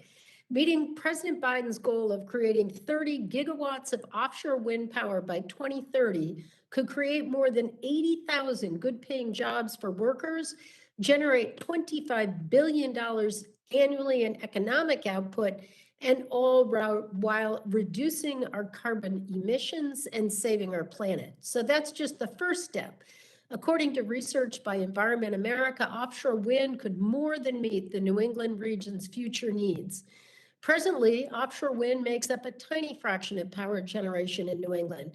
Today, Granite Staters are bracing themselves for another cold winter, which likely will bring unusually expensive electricity and heating bills due to increased natural gas prices. During the coldest days of the year in New England, natural gas supply is constrained because families need extra gas to heat their homes and power generators need extra gas to generate electricity. So this means natural gas power plants pay a premium for gas that they need to generate power. Ultimately, these costs get passed along to ratepayers and higher electricity bills. And to make matters worse, the North American Electricity Reliability Commission has warned of potential winter outages in New England due to constraints on natural gas supply. So, Mr. Hardy, I want to emphasize the point raised by my colleague, Ms. Dingell. Can you operate offshore wind turbines in cold weather conditions when natural gas supplies in New England are constrained? Absolutely, and in fact, in the winter months, as I explained earlier, is when the wind blows the hardest and we'll be able to produce the most electricity. Thank you. And as a follow-up, since the source of fuel for wind turbines is free, should New England ratepayers expect to pay less for electricity as offshore wind is built out in our region? Yeah, maybe I just take 1 second and explain the economics of a offshore wind farm. We commit to a price and we sell that power up front, and then that price is locked in. So we take the risk. If the turbines aren't as reliable or the wind doesn't blow as much, that doesn't affect the ratepayers. We're taking the risk, and we have an incentive, of course, to sell as much power as possible. So we're motivated to keep the turbines as reliable and high performing as possible. So I think that the answer to your question is that this should reduce consumers' costs for power and heating in the winters in New England. Great. Now, one of the big challenges we've heard about today are interconnection queues, or developing the infrastructure necessary to plug offshore wind farms into the electricity transmission system. I think there are two solutions. First, plug in at existing interconnection points, and that could lower costs for ratepayers and save time required to build new transmission infrastructure. My office has heard from fossil power generators that want to give up their interconnection point, but don't currently have a business case for doing so. Ms. Akal, should FERC consider market structures that would help retiring fossil fuel power generators turn over their interconnection point to offshore wind? Thank you for your question. I think I'd start by saying that we, as American Clean Power Association, are happy that the FERC has taken the first step towards reforming its transmission planning and interconnection rules. And we feel that that's going to go a long way toward ensuring that generators can cost effectively integrate onto the grid. Part of the long-term solution is to plan for the upgrades needed to integrate future generation as part of a transmission system, rather than just relying on individual generators to fund major upgrades that everyone benefits from. So bottom line, I think there's more work to do, but the decisions by the FERC initially are moving us in the right direction. So I think you anticipated my second choice. The federal government should take a pre-planned approach to interconnection, building out the necessary underwater transmission infrastructure ahead of new offshore wind development. Analysis by the Battle Group on the New York offshore wind market found this pre-planned approach could lower costs and risks associated with developing new offshore. My time is out, but I will follow up. And if you have any more information for the record on that, I'd be very grateful. Thank you. And with that, Mr. Chairman, I yield back. Generating yields back. The chair now recognizes the gentleman from North Dakota, Mr. Armstrong, for 5 minutes. Thank you, Mr. Chairman. And from being the geographic center of North America, offshore energy is something that doesn't necessarily directly relate to my constituents. However, cheap, reliable, and affordable energy in the winter is obviously something we care very much about. And I appreciate the eagerness of my colleagues to be engaged in the development of domestic energy. But I have to point out once again that we are not having an honest conversation about the timelines for the massive deployment of intermittent distributed generation and the numerous legal, bureaucratic, and supply chain issues that are going to complicate this process. We know that President Biden announced a goal of deploying 30 gigawatts of offshore wind by 2030. And on paper or in a tweet, that may seem attainable. However, once you break it down, 30 gigawatts is a massive undertaking that the current system is not designed to handle. The only operational offshore wind farm in the US is the Block Island Wind Farm. It's a 30 megawatt, 5-turbine project that took years to design, plan, and construct. And that's just one project. And even assuming the second one will take less time than the first one, if we put that in perspective, to scale that up to scale up the Block Island project to the levels pushed by President Biden, you'd need 1,000 projects of the same size, or roughly 5,000 new turbines. All of this would need to be completed within the next 8 years, meaning that we would have to build more than 1.5 new offshore turbines every day starting on January 1. As if that's not enough of a challenge, simply based on the availability of materials, labor, installation vessels, and port infrastructure, there is no consideration about how the transmission will be developed, and numerous obstacles, including local opposition, siting concerns, activist environmental litigation, and never-ending permitting process for all energy projects. Even if you account for technological improvement and increased efficiency, the fact that this committee continues to ignore the nuts and bolts of deploying any form of generation or transmission, let alone distributed energy sources. So, Mr. Menzies, in your testimony, you touched on the failed Cape Wind project and recent actions in Maine to ban offshore wind in state waters. But these aren't the only examples of local communities rejecting utilitarian infrastructure, are they? No, one was old and one was new. That's I kind of framed it that way. And whether it's a wind project in Thousand Islands in New York or a transmission line supplying electricity generated from hydropower project in Canada, people generally don't like massive energy infrastructure in their backyards, particularly wealthy communities who have houses on the beach or the coast. So do you think in order to meet President Biden's goal of deploying 30 gigawatts of offshore in 9 years is feasible without substantially curtailing the ability of state, local governments, and individuals to object to generation and transmission projects? I do not believe it's feasible. It's just numbers, I think, that they put up. What about litigation reform? I mean, Ms. Zickel, you mentioned the lesser prairie chicken. Well, if you care about the bifurcation of the habitat, you don't care what's bifurcating the habitat. You just care that it's being bifurcated. And I've said this continuously. If you think it's hard to put an oil and gas pipeline in eastern Montana, try putting a transmission line in a densely populated. The oil and gas industry have taught people how to slow down these projects. And I think more importantly, you don't have to stop them at the place they occur. Eventually along that line somewhere there's a bottleneck. And you don't have to beat it in any particular spot. You just have to beat it in one spot. So I guess that would be the same question. Do you think we can deploy these types of infrastructure projects without having significant litigation reform, one, and two, significantly curtailing local municipalities' ability to to weigh in on these projects? Well, I would say where you see roadblocks and impossibilities because of regulatory hurdles, I see opportunity. I think that we have tremendous opportunity in this country to harness the Saudi Arabia of wind, create jobs, and drive down greenhouse gas emissions.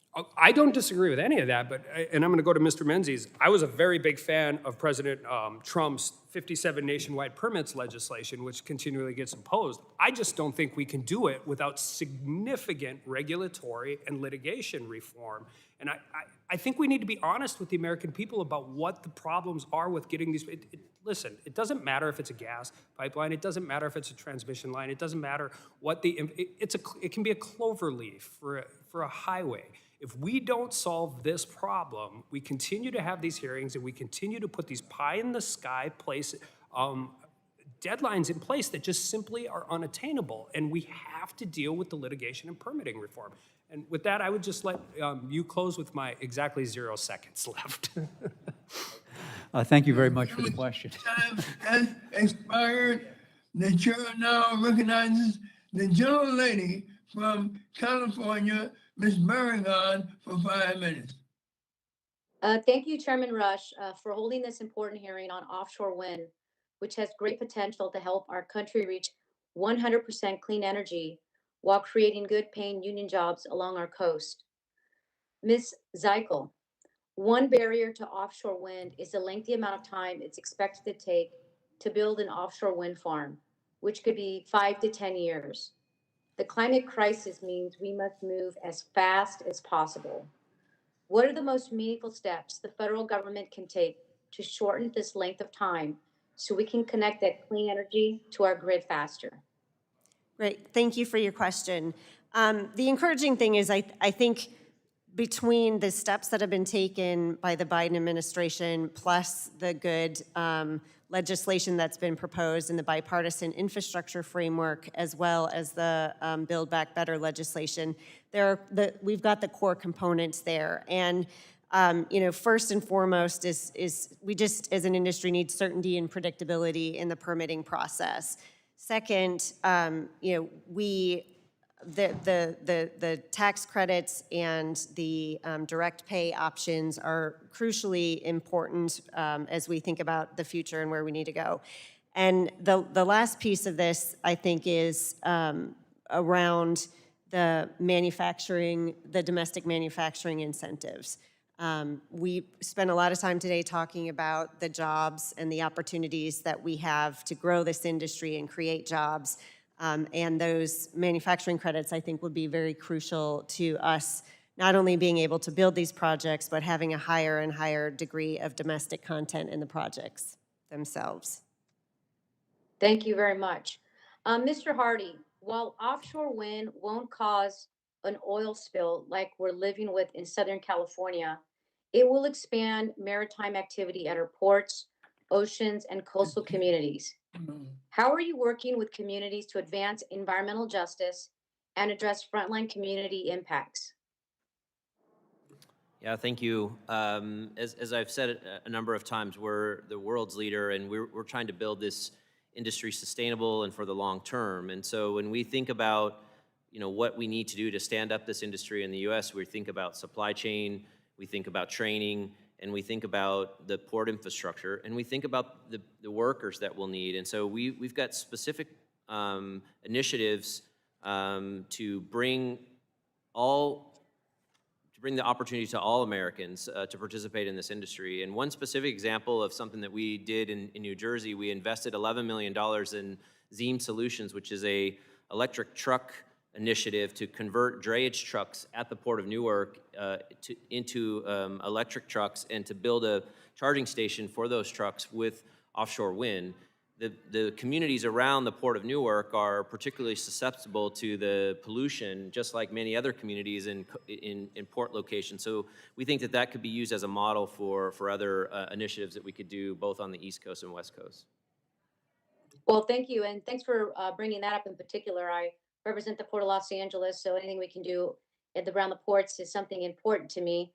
I'm a firm believer that offshore wind will bring clean power to our coastal communities, reducing local air pollution from burning fossil fuels in California and other coastal states.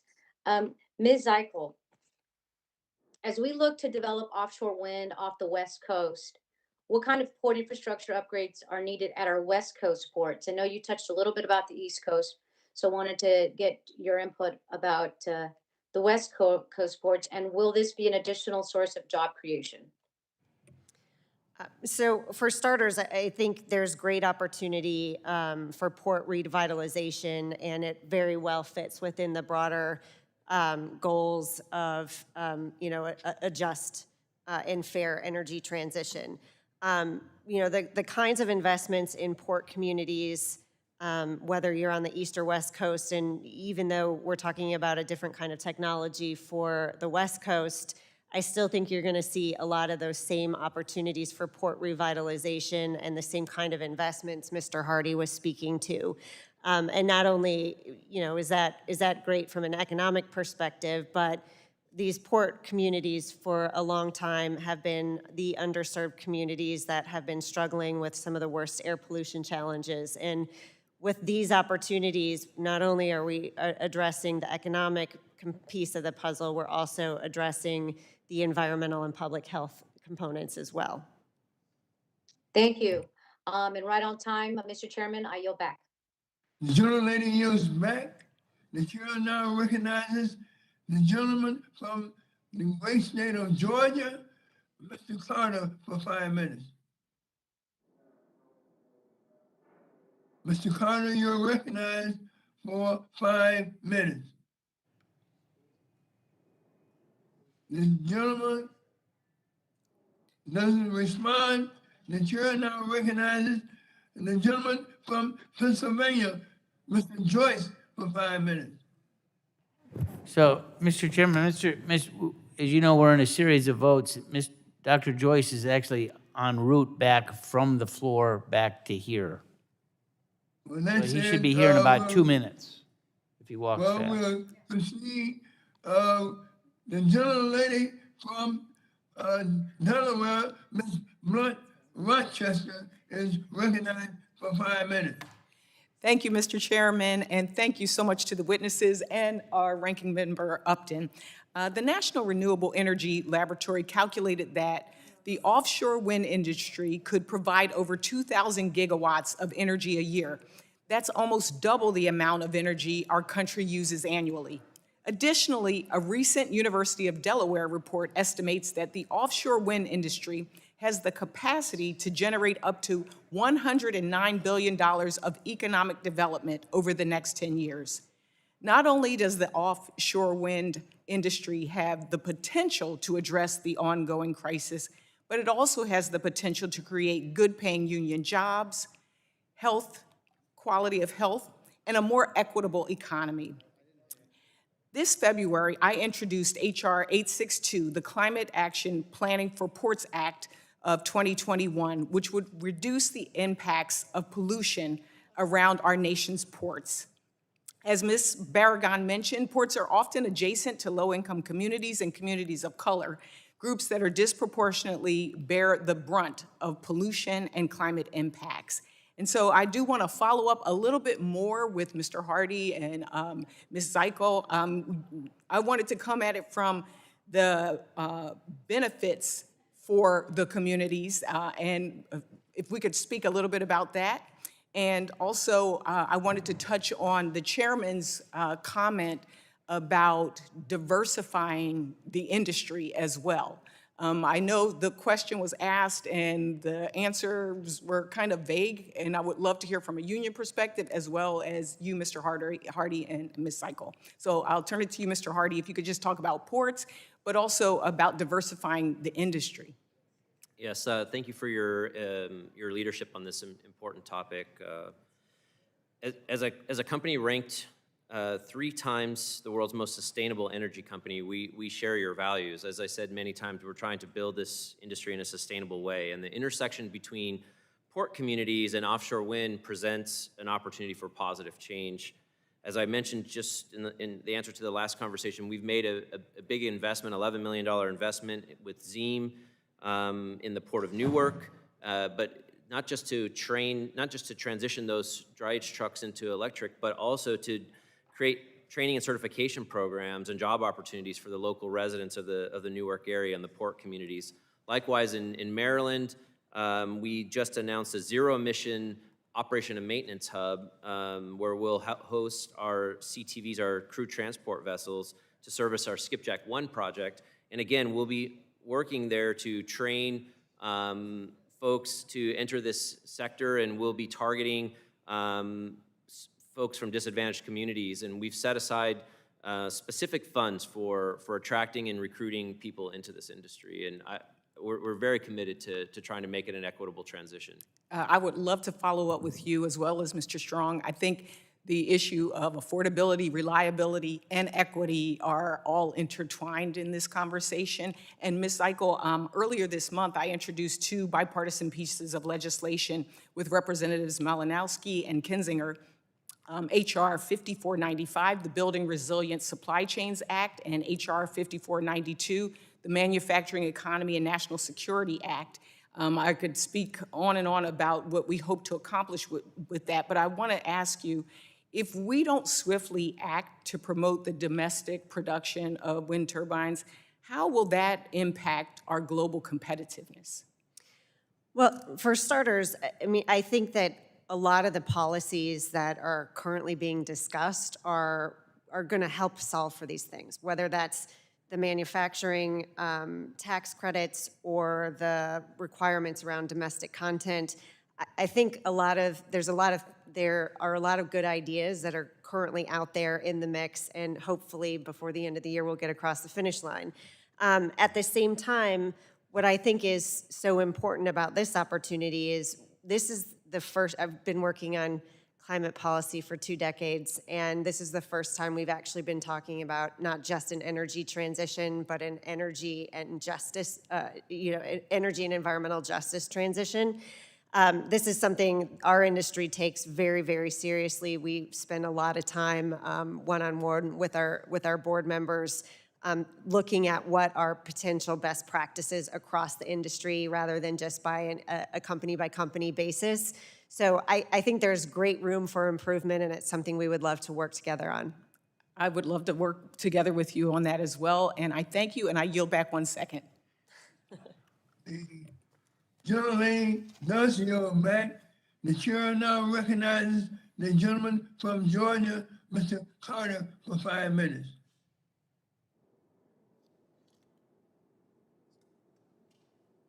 There's a non-response from Mr. Carter.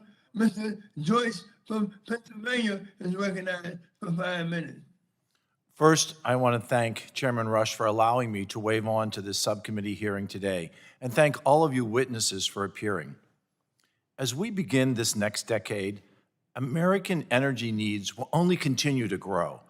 Consistent and stable energy prices are critical to our economy, with manufacturing using over 30% of nation's power, and every American depending on the grid to heat and to cool their homes. As we've heard today, American energy prices are the highest that they've been for years. Any American who goes to the pump or looks at their utility bill has already discovered this very sad reality. That is why it is vital for our nation and our constituents to have access to all available energy sources, all. Offshore wind is not a source that can supply our businesses and power our homes. By building a grid that is dependent on wind power, we leave ourselves at the mercy of Mother Nature.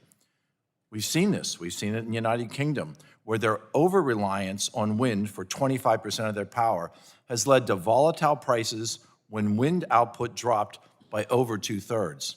Fortunately, they had the wherewithal to restart a coal power plant to fill that needed Chris, gap. I had no idea that There is Joyce- no reason why we should allow this sort of situation to ever occur in the United States. My first question is for you, Mr. Menzies. As the Biden administration looks to achieve its goal of deploying 30,000 megawatts of offshore wind power by 2030, just how many windmills are we talking about? I think we said we were talking about 3,000? 2,000. 2,000 turbines, which is a lot. From a geographic point of view, what's this going to look like on our coasts? Can we expect to see wind turbines off of every shore, up and down the East Coast, the West Coast, and the Gulf of Mexico? Well, to be sure, there are, plans or studies looking at trying to put as much offshore wind as we can on our eastern seaboard. We testified earlier, Gulf of Mexico's winds aren't as great, but to be sure, if it works, if we can figure out ways to get it going in some areas, I think you can expect it to be utilized in other areas. So the answer is all coast, east, west, and perhaps even the Gulf of Mexico. If we're concerned about being environmentally friendly, I don't understand how building thousands of windmills in hundreds of different ocean habitats allows that to occur. Instead of endangering ecosystems on the seafloor and in the sky, there are other established and other affordable options. For example, 1,154 megawatts of nuclear power plant typically uses 50 acres of land. Not only does it inhabit far less space, but it provides the necessary baseload power through all types of weather at all times of the year. Moving on to discuss the physical footprint of what this administration's offshore wind energy goal would mean, the real question is, would this even be possible? The red tape in the energy industry has gotten out of hand.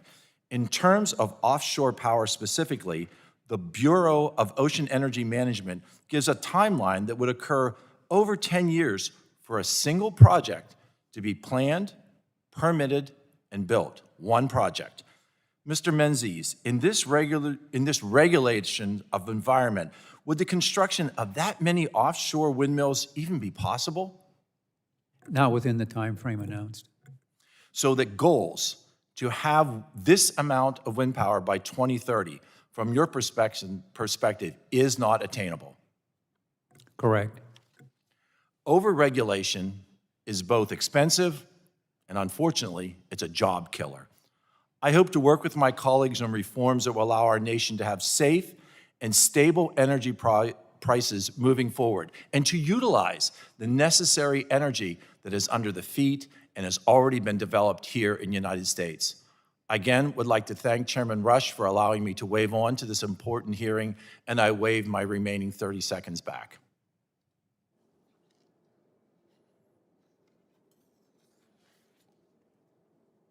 Gentleman yields back. Ms. Rice, I sincerely apologize to you.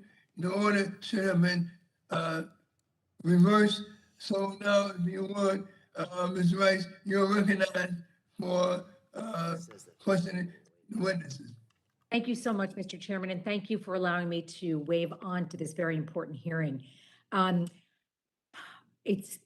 As we've heard from our witnesses, it is critical that we ensure a skilled labor pool is ready to work in this emerging industry.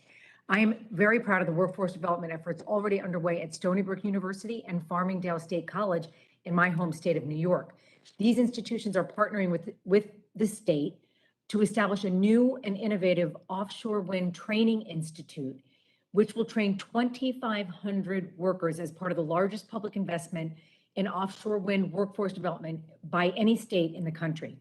The Institute has already begun teaching its first class of students, and I've heard nothing but positive feedback so far. Ms. Zeichel and Mr. Hardy, to what extent are developers working with academic institutions to coordinate training programs and curricula so the offshore wind labor pool is well matched with demand for skilled workers in manufacturing, construction, maintenance, repair, and all the other jobs that are going to flow from this emerging industry? Well, the issue that you're pointing out is something that we in the industry think about every day, which is we see true opportunity, and we see the offshore wind industry as something that is very much at the beginning of taking off. And in order to do that, we recognize we're going to need to have a skilled, trained workforce. When you even contemplate what it would take to, build an offshore wind turbine, it's a very different than an onshore wind facility. So we're spending a lot of time working directly with labor unions. We're working with Congress and trying to find new programs. We're thinking outside the box about where might we create some new public-private sector partnerships to advance training for the offshore wind workforce that we're going to need. And again, it's not just about the turbines itself, it's about the entire supply chain, so that building the core components that go into the wind turbines, as well as building the ships and all of the technology that's going to need to support them. Mr. Hardy? Yeah, we want this next generation. We want this industry to be the next generation of good-paying green jobs, and we want those to be accessible to all. So that's why we're partnering with community colleges and technical programs. I think you alluded to the $10 million seed funding that we helped fund the National Offshore Wind Training Center on Long Island, New York. We also have a 10-year, $1.5 million scholarship with the New Jersey Institute of Technology to fund pre-college STEM programs and scholarships for STEM students. In Maryland, we're sponsoring a $10 million STEM scholarship and workforce development program. And we're really supportive of Congressman Keating's legislation to provide federal grants and enhance the suite of offshore wind training programs available. His legislation is called the Offshore Wind Jobs and Opportunities Act, HR 998. So in general, we're aligned, I think, on trying to partner with technical and community colleges to train workforce. We also do quite a bit with universities on research, Rutgers, URI, and other, Stony Brook, and others, to name a few. Well, thank you so much for leading the way in that department. And I want to thank all the witnesses, and I have to go run and vote. And again, Mr. Chairman, thank you so much.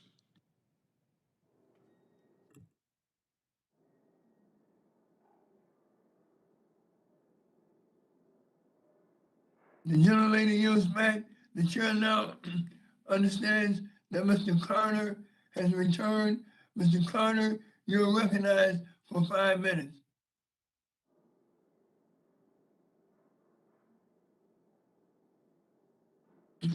Mr. Carter, you're recognized for 5 minutes. The chair understands that the Mr. Chair, he is unavailable if you would proceed with the order. All right, Ms. Trahan, you're recognized for 5 minutes. Ms. Trahan, you're recognized for 5 minutes. Mr. Carter, I see you entered into the room. Ms. Trahan, you're recognized for 5 minutes. Well, thank you, Mr. Chairman. As a Bay Stater and Massachusetts representative, I am excited to speak with you all about the Vineyard Wind Project, the nation's first utility-scale offshore wind energy project, 15 miles off the coast of Massachusetts. The project will generate renewable, affordable energy for over 400,000 homes and businesses while reducing carbon emissions by over 1.6 million tons per year. I want to ask a few questions related to what I'm seeing on the ground in the state. As many of my colleagues have mentioned today, we must ensure that the offshore wind industry is creating stable union jobs for all people, regardless of race and gender. Vineyard Wind and stakeholders throughout the state have been working on a project labor agreement. One challenge I hear about is that the majority of building trade union members in Massachusetts are white, while most of the minority-owned contractors in the Boston area are non-union. My understanding is that this speaks to a larger challenge regarding equity in the offshore wind workforce. Mr. Strong, can you speak to USW's efforts to diversify the union jobs across the offshore wind supply chain? Well, again, thank you for the question, Congress Lady. My experience has been with U.S. Wind. When we started that conversation a couple of years ago, obviously we talked about the roles of minority workers. That's a foundation of our union, being diversified. They are committed. They've hired personnel to work with the minority business enterprise. They're working with the other groups to promote the hiring and the use of minority workers and businesses. One of the oldest communities that we have that's located where Bethlehem Steel is, Turner's Point Station, is predominantly African American. They support the project because they know that there's opportunities for those workers in that community to get the good paying union jobs that's going to come there at that facility. But this has been part of our conversation with U.S. Wind, and they're committed to making sure that minorities have access to these jobs, and that they're also committed to making sure that minority businesses are included in their contracts. Great, I appreciate that. I mean, it's exactly what we mean when we say build back better. Typically, we think of offshore wind investment as the physical construction of majestic turbines in the ocean. But what we're seeing in Massachusetts is that investments span beyond that basic construction. For example, Vineyard Winds is investing $3 million to research and deploy innovative technologies to further safeguard marine mammals. They're providing a $50,000 grant to the New Bedford Port Authority for developing publicly owned port facilities. And they have committed to investing $10 million in projects to accelerate the development of the offshore wind supply chain and infrastructure in Massachusetts. Mr. Hardy, can you speak to the ways these broader offshore wind power supply chain investments help Americans? Absolutely. Thank you for your question. As we've talked about numerous times throughout today, this is a brand new industry, and although maybe people don't realize how different it is from onshore wind, the supply chain is completely different. The turbines look the same, but they're actually quite a bit larger. They're built to different specifications, et cetera. And so the build out of the supply chain across all of the U.S. will create tremendous number of jobs. And as you alluded to with Vineyard Wind's project, which isn't our project, there's a number of other job creations that happen as part of this industry. We've talked about port revitalization and port infrastructure, vessels. We talked about onshore construction of the manufacturing facilities, of the onshore substations, and then the offshore construction jobs and the offshore long-term 30-plus year operation and maintenance jobs, which an offshore maintenance technician is a six-figure job. Typically, so these are not minimum wage, low cost jobs. These are highly advanced, good paying middle class jobs as we build out this industry. Well, I appreciate that, and my time is ticking down. But I just want to thank the committee. I want to thank the chairman for allowing me to weigh on. I'm always happy to share what we're learning from the offshore wind industry in Massachusetts, and certainly learn from the expert panel of witnesses. Thank you. I yield back. The gentleman yields back. The chair now recognizes the gentleman from Georgia, Mr. Carter, for 5 minutes. Thank you, Mr. Chairman, and thank all of you for being here. I know it's been a long day, so I'll try to wrap this up very quickly. Mr. Menzies, you've been very busy. I know you testified before the Climate Change Committee yesterday, and I appreciate your efforts in doing that. And yesterday we had the opportunity to discuss the proposed SEP plan that is in the reconciliation bill, and I know that you had some strong feelings on it, as do I, and and I think you would agree that it would be detrimental to investments in other energy solutions if it were to pass. And it would essentially just negate a lot of all the progress that we've made. I'm from the state of Georgia, of course, and we take renewable energy and clean energy very seriously. In fact, solar energy has been growing in our state, and we're in the top 10 now, expect to be in the top 7 in the use of solar energy. We have nuclear reactors under construction at Plant Vogtle, as you're well aware, the only nuclear reactors under construction in the country right now. It's baseline reliable energy, and over time it will be affordable energy, and that's certainly something that's important. Just wanted to ask you, I know that you mentioned in your testimony about Denmark and their successful acceptance and the adoption of wind energy because they had local buy-in and local ownership.